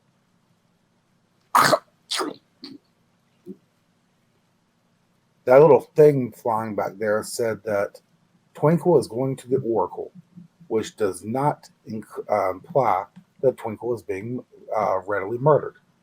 We'll take our time, form a plan, preferably with Scorched. He's a little more intelligent than we are sometimes. And then we will go and kill everybody that stands between us and Twinkle. Well, I do like Kosh a bit. I'll trust her. Alistair, make a perception check. Making a perception check. Okay. So looking into the hut, beyond the bonfire which Vrax has created, you see a strange sight in one of the corners of the hut of a body that is suspended up off of the ground. It's dark within the hut, but you can see from the light of the bonfire, you can clearly see a body that seems to be suspended, hanging in the corner. Alistair walks up and tries to take the body down. Okay. As you walk up, Alistair, you see the corpse of your sister. Alistair is immediately just going to and just fall to the ground. Okay. I should mention, Vrax, you see nothing. You saw Alistair walk forth and then immediately start freaking out next to the bonfire. I'm proud of him.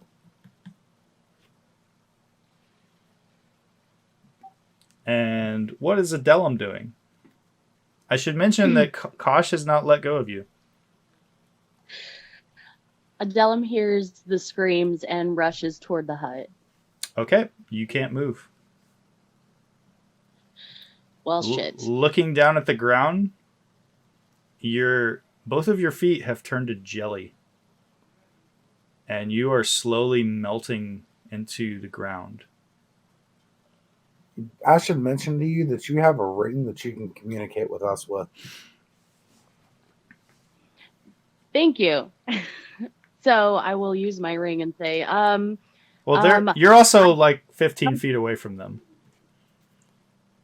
Well, I'm inside the hut if she wants some serious damage to come outside. Okay.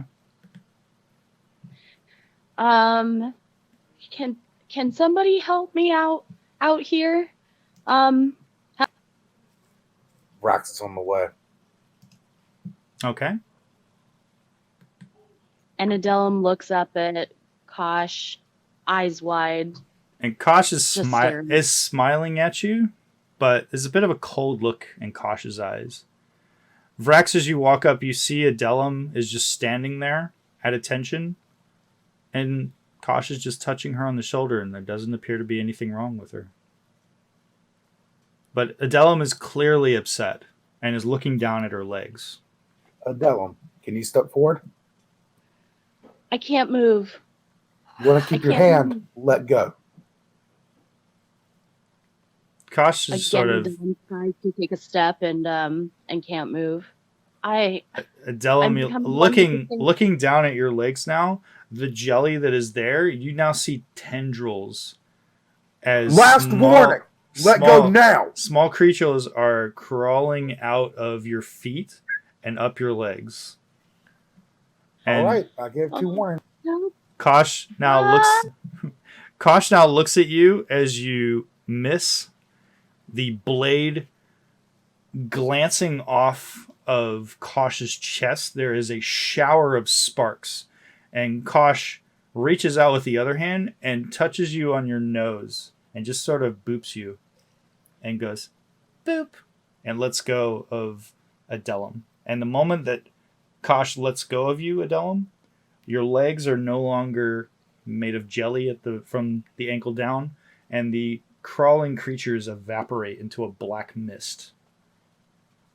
And Kosh just sort of sits there, touching you on the nose, Vrax, and giggling. You guys are funny.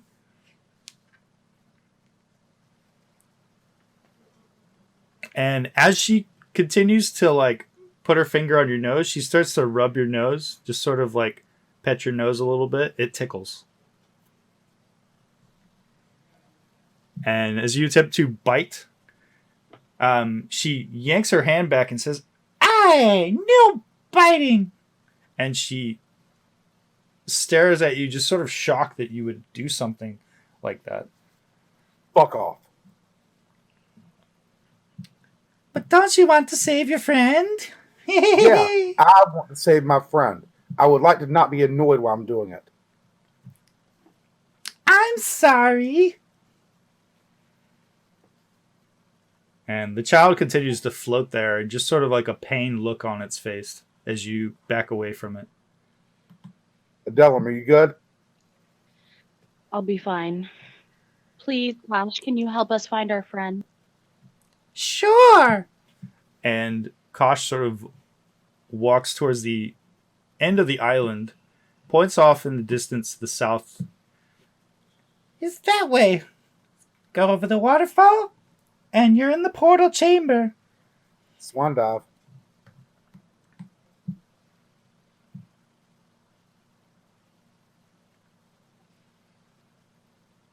And Wait. Nope. Can't swan dive yet. I need to check on Alistair. Alistair's just still in the room. And a ball just, Aria, no. Alistair, that little midget do something to you too? Alistair's just staring at the corner, rocking, just nothing exists right now.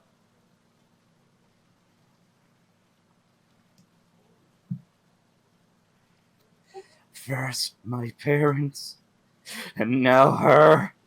All they do is take. Do I see what's going on? yeah, you don't see anything within the chamber. You just see him curled into a ball on the ground. I'm gonna touch my flame tongue longsword to his butt, see if it jars him awake. You take, let's say 1d6 fire damage as you take 2 damage, 2 fire damage there, Alistair. Alistair just stays in his trance, just rocking back and forth. Oh no, you might burn.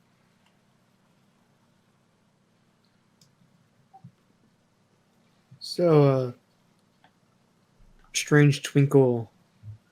Oh, do you live down here? I wouldn't say live exactly. I'm trapped down here against my will. They leave me alone, and I leave them alone. Walking up, I'm like, wow, can't see why anybody would ever do that.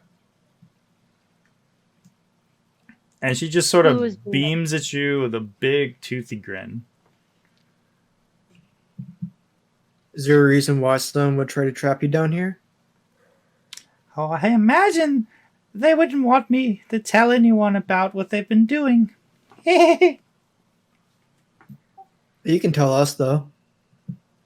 No, I don't think I will. Not for free. We're friends, though. Friends can keep secret. Adelum, while they're doing this, would you mind checking on Alistair? He's pretty beat up after that fight, and he's not acting. He's acting more edgy than normal. Yes, of course. And I walk into the hut to check on Alistair. Okay, you see the same scene that Vrax saw, which is the Aarakocra companion is currently rocking on the floor in a bit of a fetal position. The bonfire now seems to be going out now from the moisture within the hut. Whatever is there is burning up quite quickly. Including Alistair's tail. Including Alistair's tail feathers, which have started to burn. They have burned off in a bit. There's a smell of burnt feathers within there, along with the acrid smell of the burning equipment. Oh man, does that affect his flying speed?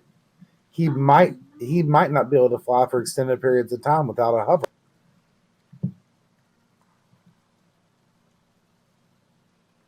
I mean, just saying. Adelum will kneel down next to Alistair and put a hand on his shoulder. It's okay. It's okay. There's nothing there. As soon as she touches him, he turns. You're kind. You fleshy beings! All you do is take. You took my mother, my father, and led to my sister. No. It wasn't me. I'm here to help. Can I heal him? Can I give him a potion to... He had 8 damage. Can I take that?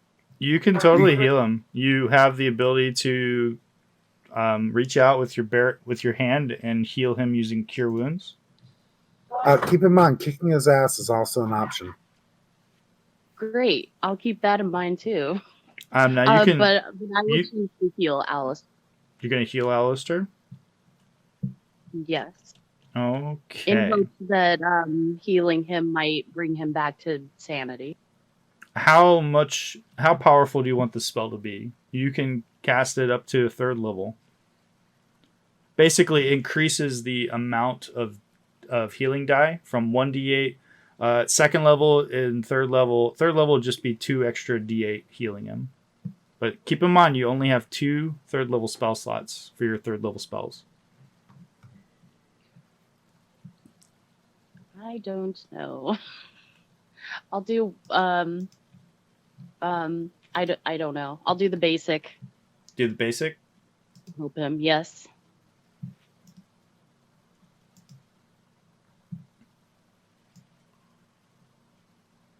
Okay. Let's see. Dellum. On to Alistair. And we will heal Alistair. Alistair, you get back. You feel this warmth on you as Dellum reaches out and touches your shoulder. And you can feel your wounds knitting now. Alistair will slap her hand away after it's been on him for a second, just looking at it and her. Don't touch me! And he just walks to the other corner and just curls up in it and just starts repeating, Harriet must be better. Harriet. And just breathes deeply and just stares at Adelum, just staring through her, just clenching his fist, his talons digging into his own flesh, causing him to bleed a bit. Okay. All right. You each received 420 experience from that encounter. Hashtag 420 plays it. Even Twinkle It would received probably make experience Alistair points. feel better for the excellent role play when she got beat up. Yeah. Alistair got 420 experience points for seeing his dead sister. Why not? Sounds legit. Yeah. So you're all sort of gathered on the island now.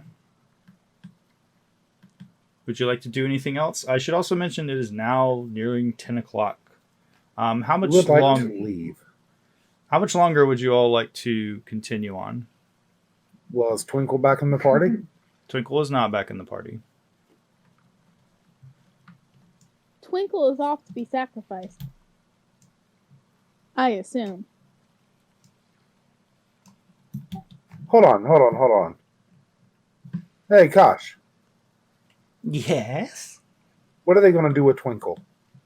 Oh, they'll probably find out what she knows, and they might toss her into the portal. Where does the portal go? Well, that goes to the elemental plane of Lamania. Oh, so that's bad.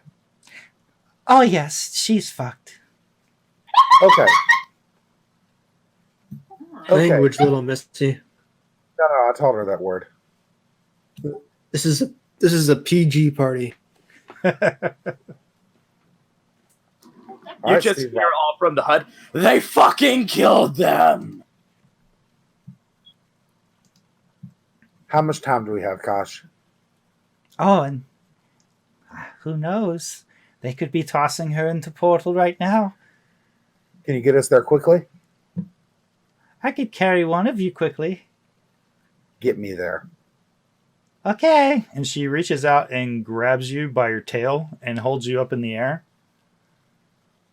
Which is kind of, it's a little embarrassing and a little degrading. She just I'll get my sword out in front of me. I'm ready. She just sort of wiggles you and wiggles you by your tail as you're just sort of sitting there. Are you ready? Let's do this, midget. And she rockets to the south towards the passageway, towards a waterfall. And do the rest of you, are you following after him?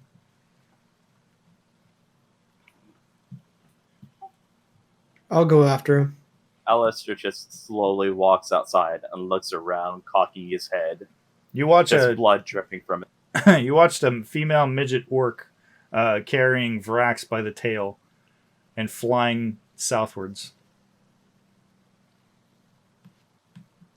Alistair is just kind of dead-eyed and just slowly and lifelessly flies after them. Okay. And the rest of you are following? Adelum and Scorched?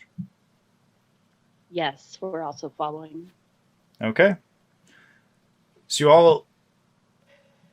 First, Alistair and Vrax, you see it first. The waterfall feeds into a massive chamber. And at the epicenter of this lake, you see an island rising up. And 3 roaring waterfalls are feeding this chamber. The one that you pass over as Kosh flies you, Vrax, and Alistair, you fly as well. And you can see, excuse me, rose-colored, lavender, and ivory-colored coral that fringe this island that rises at the center of the lake. And above that island floats a gigantic, shimmering globe of water. And smaller globes of water emerge from it constantly, drifting in and out of it, and hover in the air a few feet above the surface of the lake, cascading out. And that bluish and greenish light that emits from the surface of the lake is also joined by an ambient light that reveals the ceiling of the cavern, which rises up 80 feet above the island. And you can just see countless stalactites that are scattered amongst the ceiling of this chamber. And looking out, standing on the island below the water globe, you see a medium-sized, horned, cloaked creature who is currently has a diminutive individual who is lying prone in front of it. And the creature is now reaching down towards this diminutive person. There's Twinkle. Drop me right next to her. Okay. As you fly up, the creature turns around and looks at you and says, "Greetings. Welcome. Stay your blade." I'm ignoring all that shit. I'm still rocketing in. Okay. You're just going to rocket straight towards it and attempt to attack? I'm not going to attempt to attack, but I'm grabbing Twinkle. Okay. As you get closer, there is sort of like a vibrating boom. And coming out from the globes of water, you see crustacean-like creatures. They're dropping into the water around the area. You see at least 2 of them slither out of the water globes into the water and are now converging onto the island and rising up out of the water onto the surface of the island.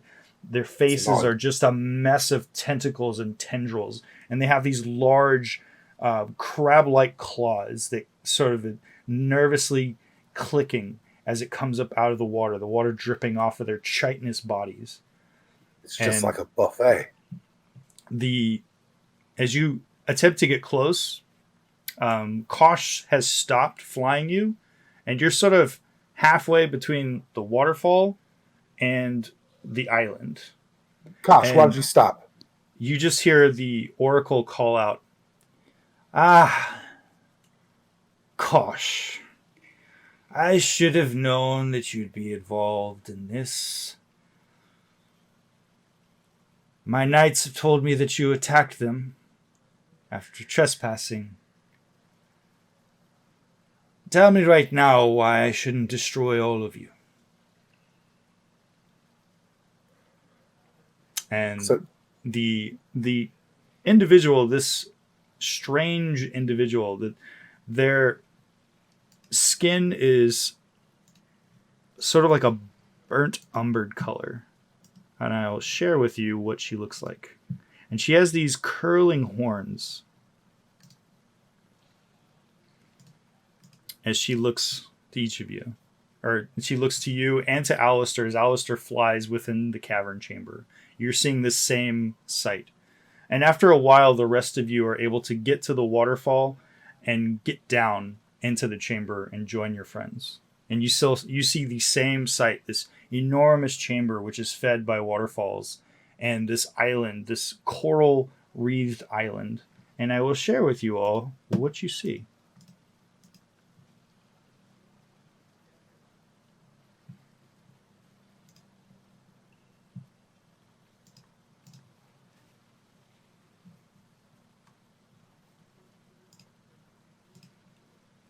Okay, before we proceed, I'm going to yell over to Kosh and Alistair. Fly around and keep everybody distracted if you can. Kosh, let me go. And I'm going to switch over to my source. Kosh immediately lets your tail go, and you begin to plummet down to the surface of the water. Very well. I will switch over to my source sled as soon as possible. Okay. And again, I'll ask you all, how much longer did you want to go tonight? I'm fine if we stop right after we finish up here. Okay, well, by finishing up here, I need a time frame. As soon as I grab Twinkle and yell, fuck you, we can stop until the next episode. Okay. It'll happen very quickly. Sure. All right, so you managed to summon your source sled. Your companions now are splashing down into the lake from the waterfall that fed from the eastern part of the chamber. Alistair, No. Are they? Yeah, they're all behind you, and they've splashed down. They were all racing past you, behind you, and you just now hear them sort of falling into the water, splashing down. Okay, I'm going to go into my ring and tell everybody we are not engaging them at this time. All we're doing is getting Twinkle. Distract everybody as much as possible while I get in there, and let's get the hell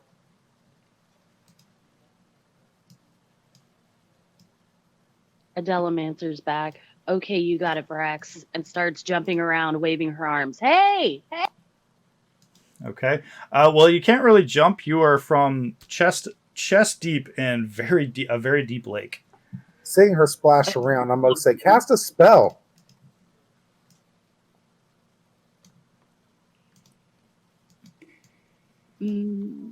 I will cast a spell. Any spell. Something Okay. flashy. Flashy? What kind of spell would you like to cast there, Adelum? I don't know what kind of spells I have. Do I have a fireball? That would Let's be cool. see. Adelum, your most powerful spell that would be an offensive spell would probably be Ray of Enfeeblement. I would like to cast Ray of Enfeeblement. It is a ranged spell, however, of 60 feet. You can see that the hag from where you're at currently is currently it's out just outside of the range of your ability. And you can see those chitinous creatures on the island clicking their claws together with these massive feeder tendrils that jut out from where the front of its face is. They look like lobsters, sort of. Well, it's just to distract, so if I cast the spell, will it still catch their attention?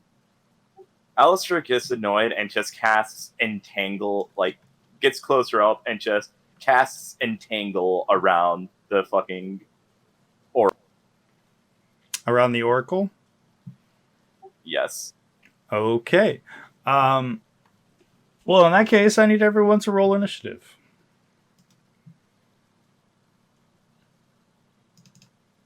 I rolled for you, Adelum. And by the way, what was the name of the map again? It has no name, actually. Oh, no, I'm sorry. It's called the Plunging Depths. There you go. I identified it for you.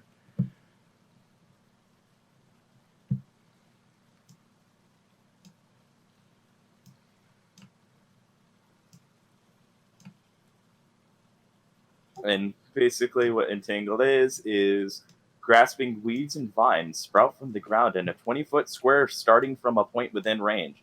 For the duration, what's your range on these your plants- spell? The spell is 90 feet. Okay.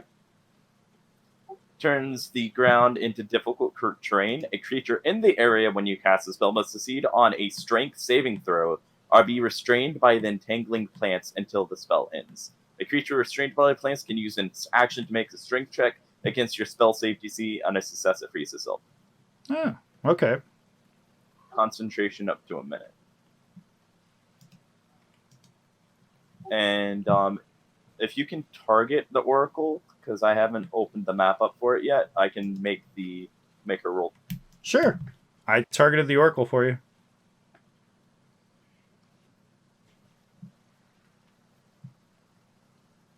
And that's a failure for the oracle. So she is entangled. All right. There should be an action under the spell that allows you to drop it onto her. I got it. So make sure you drop it onto the right thing. Well, it's just a click effect. So since you have her, and that's for anyone that's in there. So anything within 20. So I guess technically Twinkle would automatically be restrained. The jewels are not, because you targeted something which is raised up in the air many feet. All right, so it's just her. But anything within a 20-foot square, I guess. So it'd probably be on the side of it too. So now it's a just viney weird. I like if you hover your cursor over Twinkle's little tombstone on the map, it says Twinkle Wigmiffle has fallen as if dead. And so that was the quote-unquote surprise round. I would say that Adelum also got to fire off her Ray of Enfeeblement. You can attack one of the jewels. They're closer. Did I close any range during that time period, or did I just manage to mount my sword sled? I say you would have just managed to mount your slur sled. I'll put you right there. Very well. And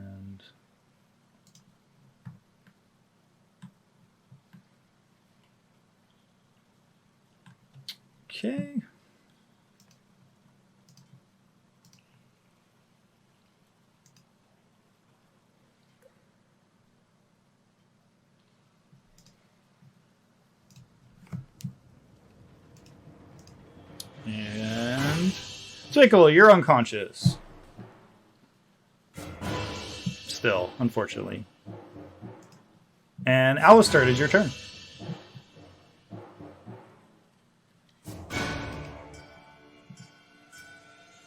What would you like to do?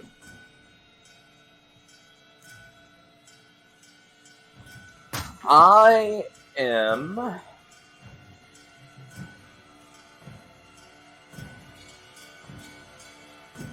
going to move up here and then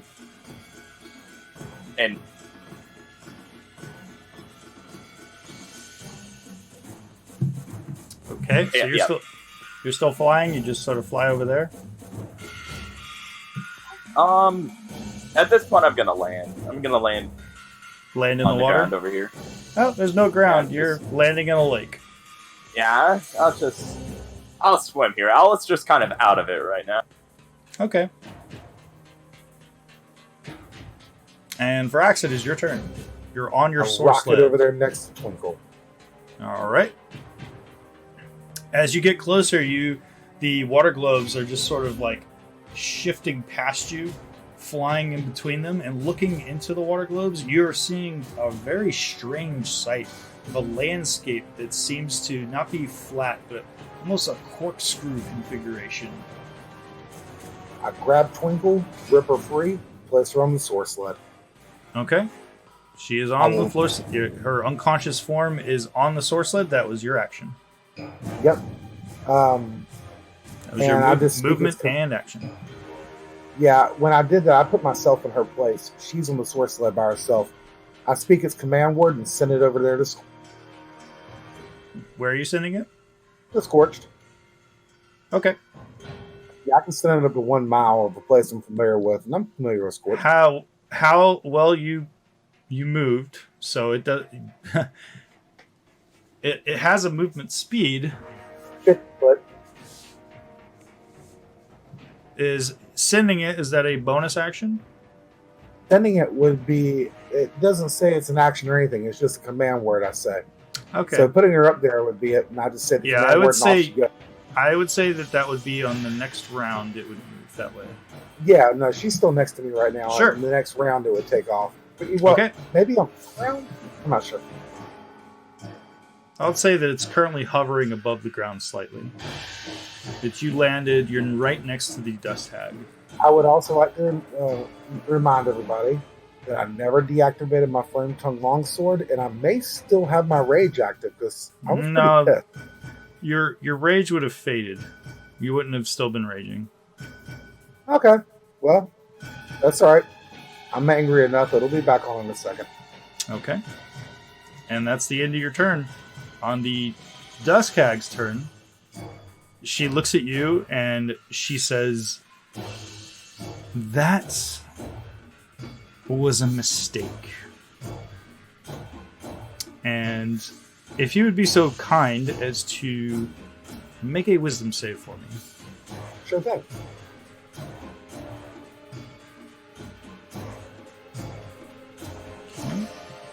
There is a brilliant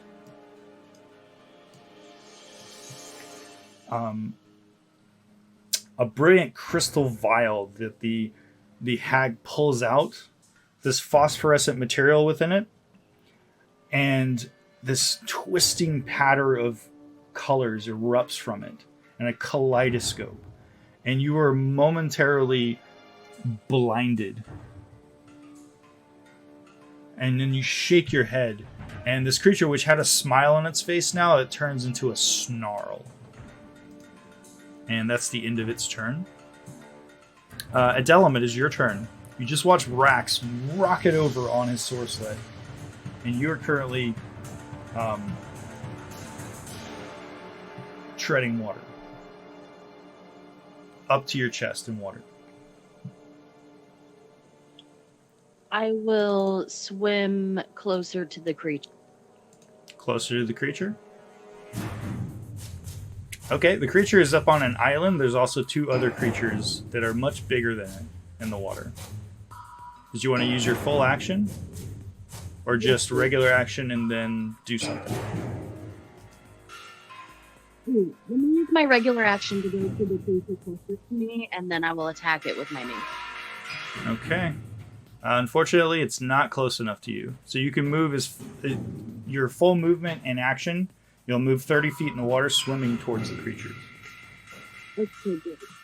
Okay. Scorched, it is your turn.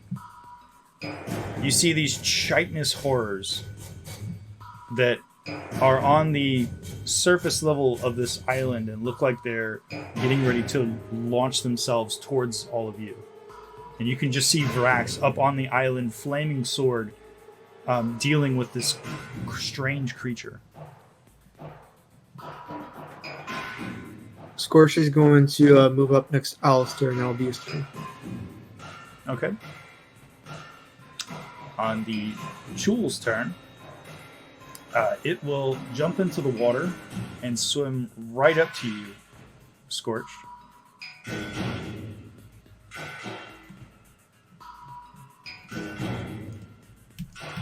And in quick succession, it reaches out and attempts to attack you with its pincers.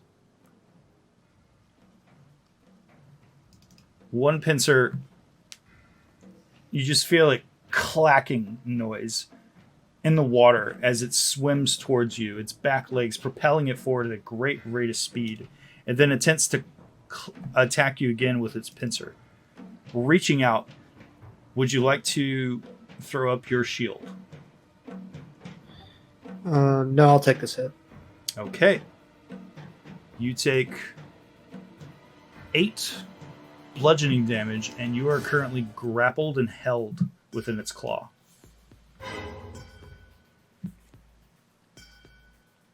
And on Schult number 2, will leap into the water and swim towards you, Adela. And it will also attempt to attack you with its pincers. Its first attack missing. Its second claw attack reaching forth and just managing to hit you. Would you like to cast your shield? Yep. Okay.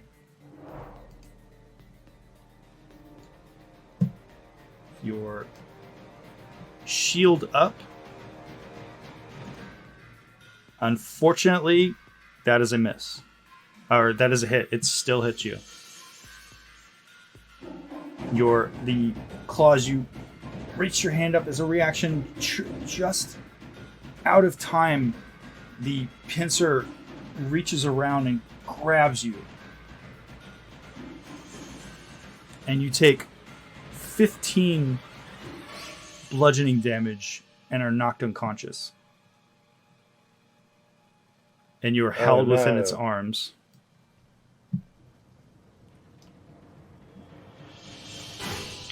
And on Kosh's turn, Kosh says, Arca, you're a big meanie. Leave my friends alone. And as if standing in midair and stomping one of its feet on nothing. And that's all it does. On the Duskhad's turn, the Dusk Hag now. Let's see.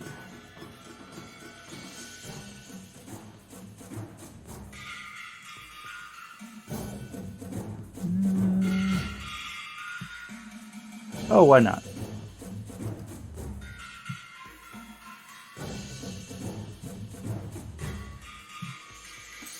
It will reach out with its claws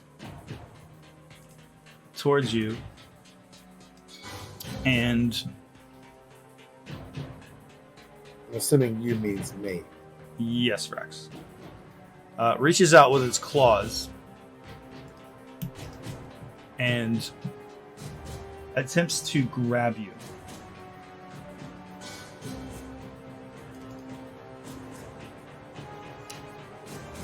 And still manages to hit you. It rolled a 26. I'm not sure why it has disadvantage. because it's restrained. That's right, it is restrained. Haha. That's weird. Okay, let's see.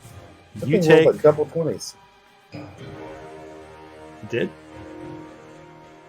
Let's Yeah, see. because it does have disadvantage on attacks. So it 26 would have is had high a roll for really its good. disadvantage. Holy shit. It does 18 psychic damage to you. And you are cursed. Okay. And what that means is that Well, not only did she roll high, but she also got max damage on that attack. actually no, you're not unconscious. Or you're not unconscious, so you're not cursed. I apologize. I will take that cursed off of you. Awesome. Yeah, but just out of curiosity, what does that mean? If you were unconscious, you would have taken 3d6 psychic damage. And your hit point maximum decreases by 5 every time you finish a long rest until the curse is removed. Oh, nice. Yeah, it messes you up. As long as this hag is alive, it messes you up every time you try to take a long rest. Oh, well, that wouldn't have lasted very long then. Until you get that curse removed. Let's see, that was its first attack. And it will attempt to attack you with its Nightmare Touch a second time. I guarantee you this will miss. Holy shit, that was a natural 20 and a 14. It misses with its second Nightmare attack. Attack. You're welcome! You hear off in the distance. Okay, so how does that... does it save from its restraining, or is it restrained as long as it's still there? It's restrained for a minute until I either lose concentration or it takes its action to make a strength. Okay, alright, cool. Well, it doesn't want to go anywhere, so it's good. Okay, But hey, hang on, here's the thing. Everything has advantage on it, and it is disadvantage on attacking, and I believe it has a disadvantage on dexterity. Wait, I get advantage on attacking this thing? As long as it's restrained.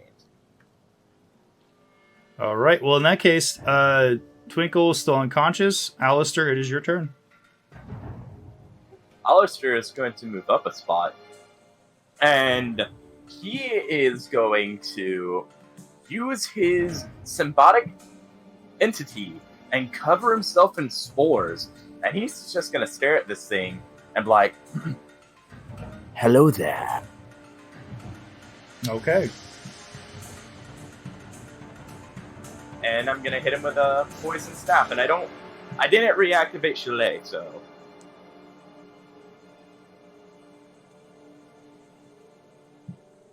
Let me just bring my stuff up to attack this. Alright, there we go.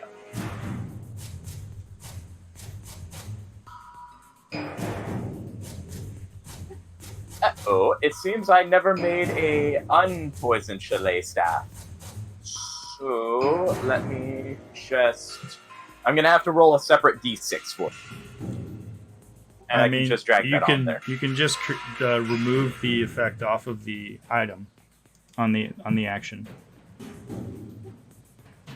Well, yeah, but I can just roll it and then drag and drop a d6 damage on it. What are you trying to do? Because I've never made a poison quarterstaff that doesn't have Chalet on it. Okay. So that just removes magic. That That's all it also does. makes it a 1d6 instead of 1d8. Okay. So it's 1d6 plus 1d6 plus 4 instead of 1d8. If you hit, just roll 2d6 and add 4. That hits. Alright, so that's 15 damage onto Chul number 1. I'll go ahead and add that manually. And I'm going to use a key point to do my flurry of blows, so I'm going to do 3 unarmed strike. Okay. I would recommend that you program that attack if you want to continue to do that. That way we have it in there properly. I'm usually using Chalet when I do it. I So understand, I'm but going to. I understand, yeah, but you should program that in so that's in there properly.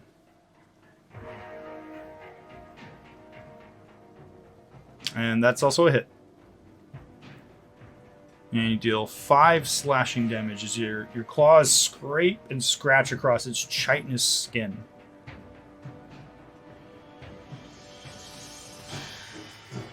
And I believe that should be all. Okay. On Adelum's turn, Adelum is going to make a death save.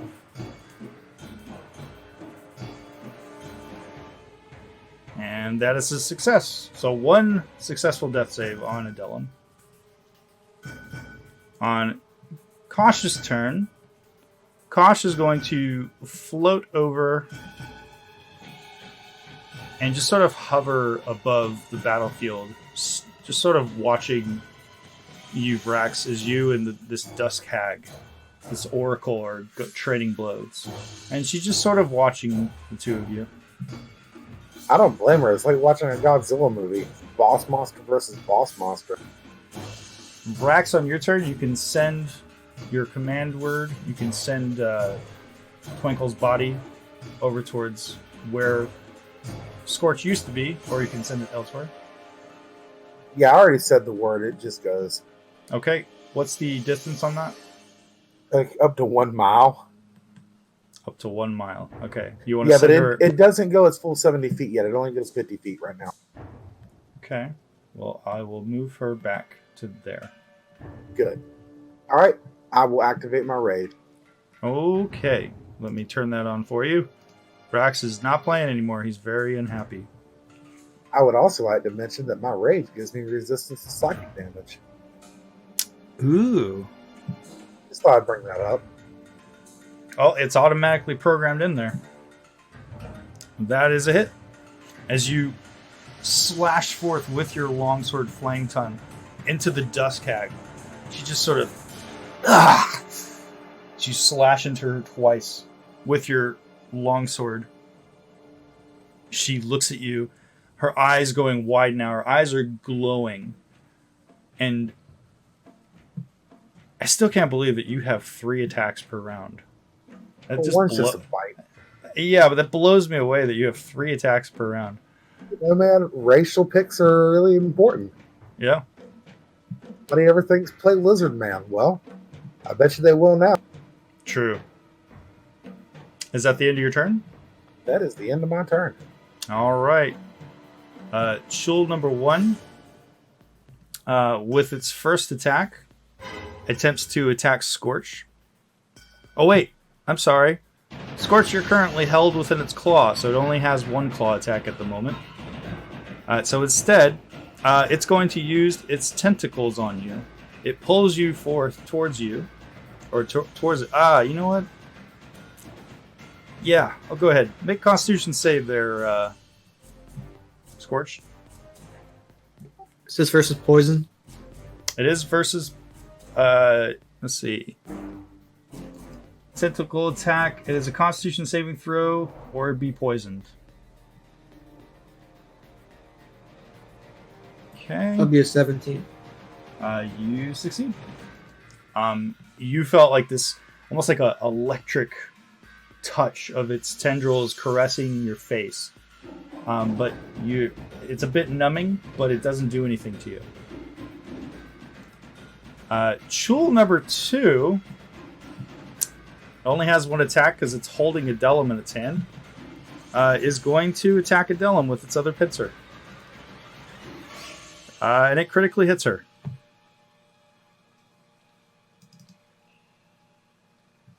And Adelum takes 2 failed death saves. Adelum is not looking good, guys.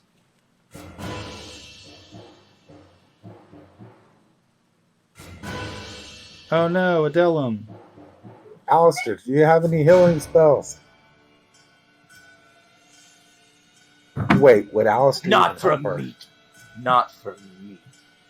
And the Chul now moves into one of the watery globes with her body, and they are both gone. Fuck!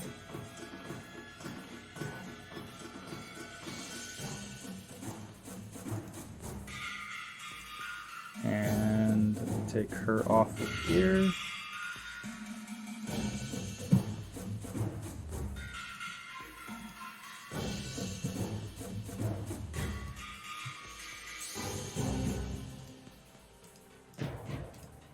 There we go.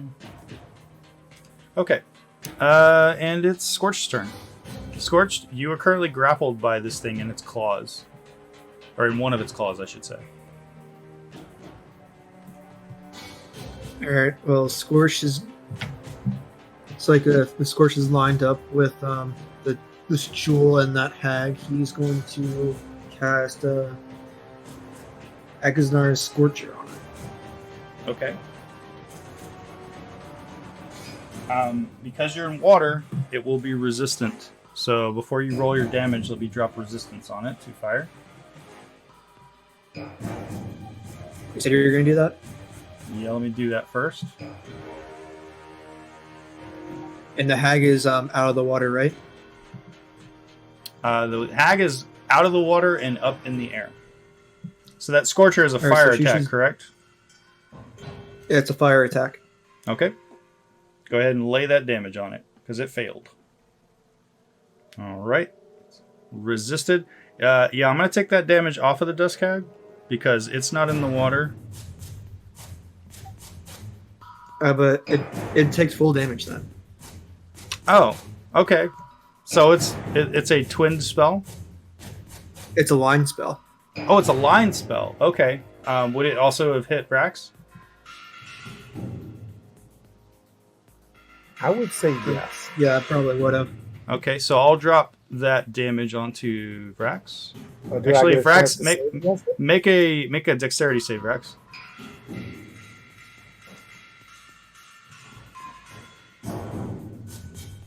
I was just checking range on it. Okay. No worries. Yeah, I get advantage on stuff within 35 feet of me, but he's outside of that, so. Gotcha. Okay. Yeah, that Well- would be a failure, wouldn't it? Yeah, DC 15. I felt. Yeah. All right. So you would take. I'll go ahead and just drop it on you. That's you fine. take. It's ironic since it was a dex save. She also had disadvantage on it. I don't know why that's not working. Damage to. Yeah, My character's I'm just, so awesome, you can't even hurt me. I'm just gonna manually do that on you. I'm sorry. Okay, so that's 48 damage on you. There we go. And is that the end of your turn, Scorch? Yes, it's my turn. Okay. Twinkle's turn. Twinkle, you wake up.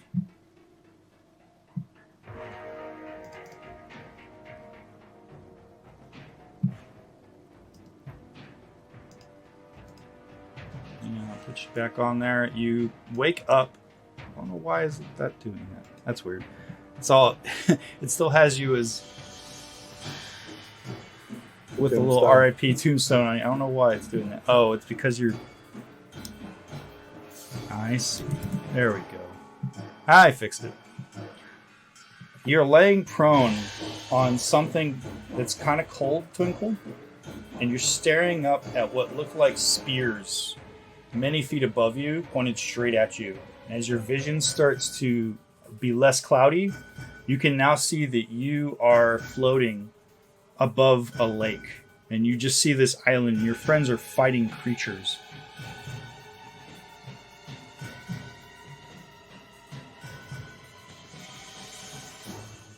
I will end my turn. Okay. On the Dusk Hag's turn, it's going to... let's see. Make it another wisdom save there, Brax.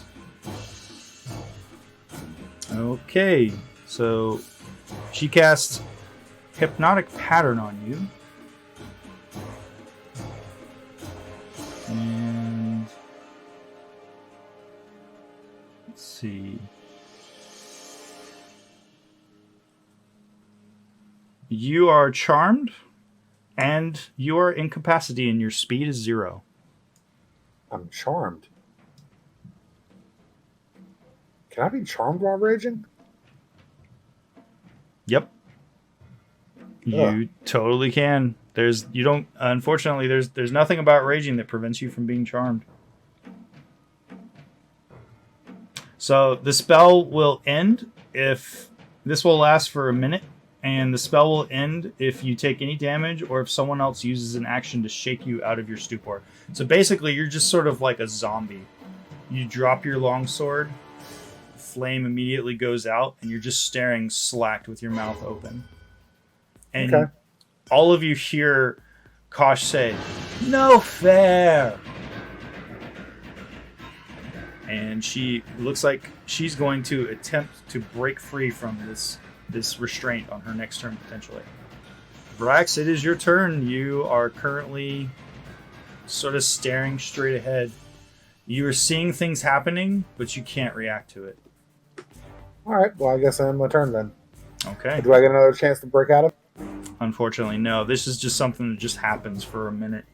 Until somebody attempts to shake you out of it, or until you take damage. Like someone could attack you with a ranged spell to wake you up, but well, then I will hold my action in case that happens. You can't hold an action, unfortunately, while you're incapacitated. I'm so sorry. Right. I'm so sorry. And Alistair, it is your turn.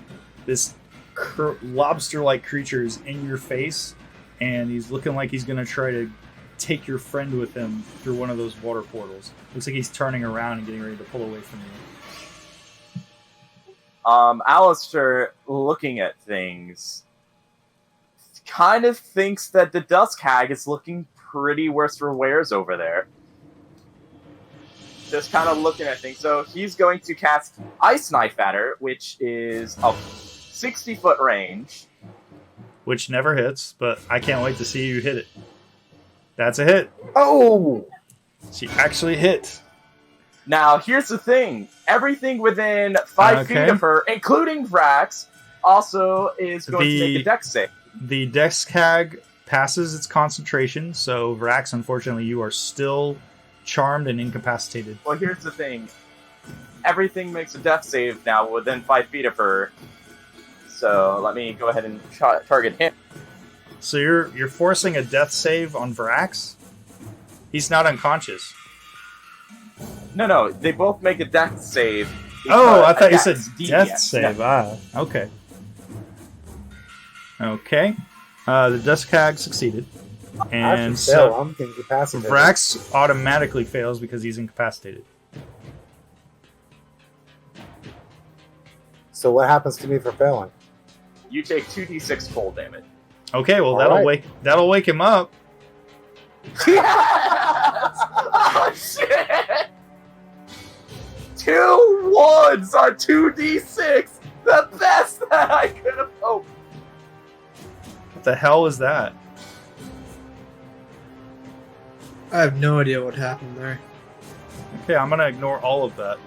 Okay, is that the end of your turn, Alistair? Let's say it is for now. I'm gonna check something real quick. I may have another. I'm just gonna double check. I don't think I do, but I'm good. Okay. The Chul is going to swim away towards the water globe. And it looks like it's going to make it in a couple of rounds. She'll one, right? If it's moving away from me, doesn't that mean I get Get an opportunity attack, yep. Correct. And it's taking Scorch with it. I'm gonna hit at it with my poison quarterstaff, so... Go for it. Oh. Yeah. I will. I just need to... There we go. Alright.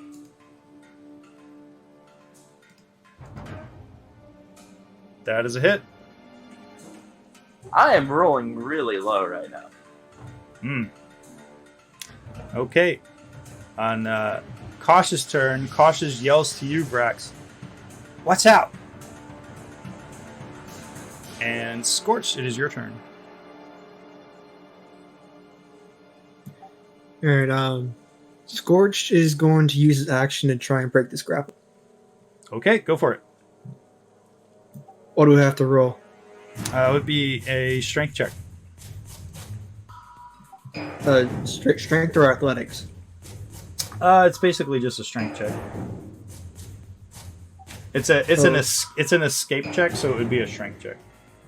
Okay. Or a dexterity check, if it's better. Okay, you break free.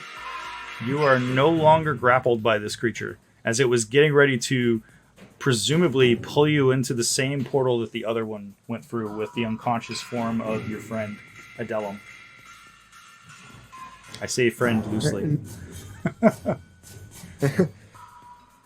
I'll end my... You'll end your turn? Alright, Vrax, it is your turn. The Dusk Hag, now looking like it was getting ready to pull itself free from this strange entangling vine. Oh, you know what time it is. Oh yeah? Vrax time! That's a hit. As you... Lame Sword is not on fire, I should mention. Oh, that's right. It went out. It went out. Well, hold on real quick. You also are no longer raging. That's okay. Take the rage effect off me, but I'll activate the Flame Tongue Longsword so you don't have to change the damage. Sure. Alright, you slash into her. She turns around now. One leg starts to buckle a little bit, and she reaches back towards you like she's going to try to cast another spell.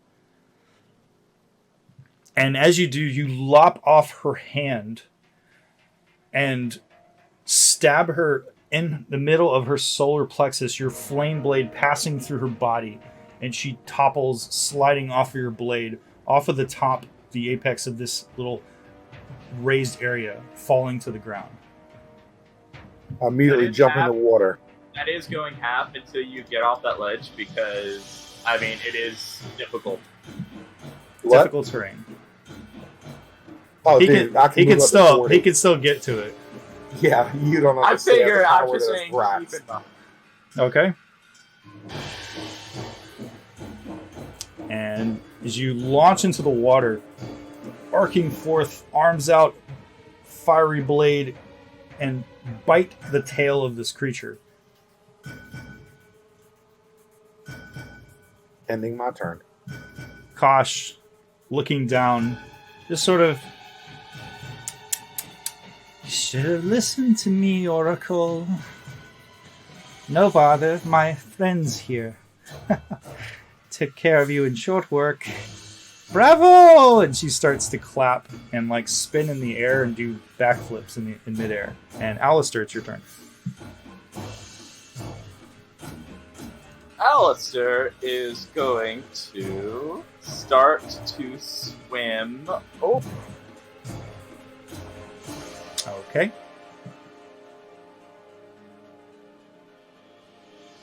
Yeah, 15. Yeah, 15. And he is going to... He's going And he's going to... And he gets water in his mouth. I'm going... Okay. Twinkle, it's your turn. You're feeling woozy. You're looking around, peering over the edge of the source lead. You don't see a Delum anywhere. I'm just gonna stay put and safe and not get stabbed. Okay. On the Chul's turn, it now turns around, both pincers free, and first attempts to attack Scorch and try to grab you yet again. But it misses, and in frustrated, the creature turns its attention to Vrax and attempts to grab him with its pincer attack. And manages to hit Vrax. Lucky motherfucker. Vrax, you take 6 damage and immediately go unconscious. And you're grappled in its hands. Shit happens. And it then moves towards the water portal with Vrax's hand. And you can get an opportunity attack, Scorched, if you like. Yes, I would like to cast Witch Bolt at second level. Okay, go ahead. That is a miss, unfortunately. So the Chul, with Vrax's body, it's holding onto his midsection, close to where his thighs is, where his groin is, swims towards one of the water portals, the one that the other one took Adelam's body through. And you just watch as the Chul and the unconscious form of Vrax's body pass through the water portal. Gone. And there's a rumble now through the chamber. Some of the stalactites crack and fall into the lake below. And the large water globe in the middle of the chamber begins to roil and warble and expand out like a soap bubble ready to pop. An enormous tentacled creature emerges from the bubble and roars. And that's where we're going to end for tonight.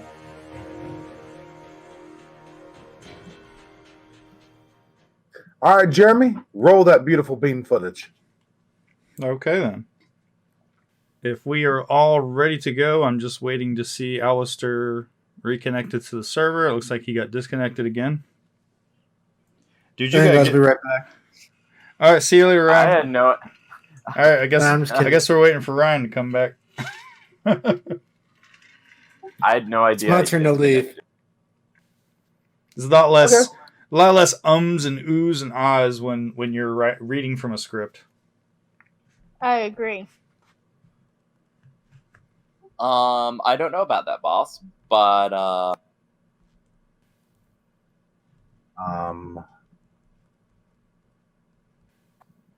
Did Devin just stop talking? He did.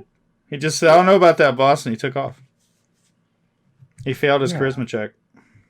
Yeah, I thought he was gonna get ready to lead into something like it was a prepositional phrase, and then nothing.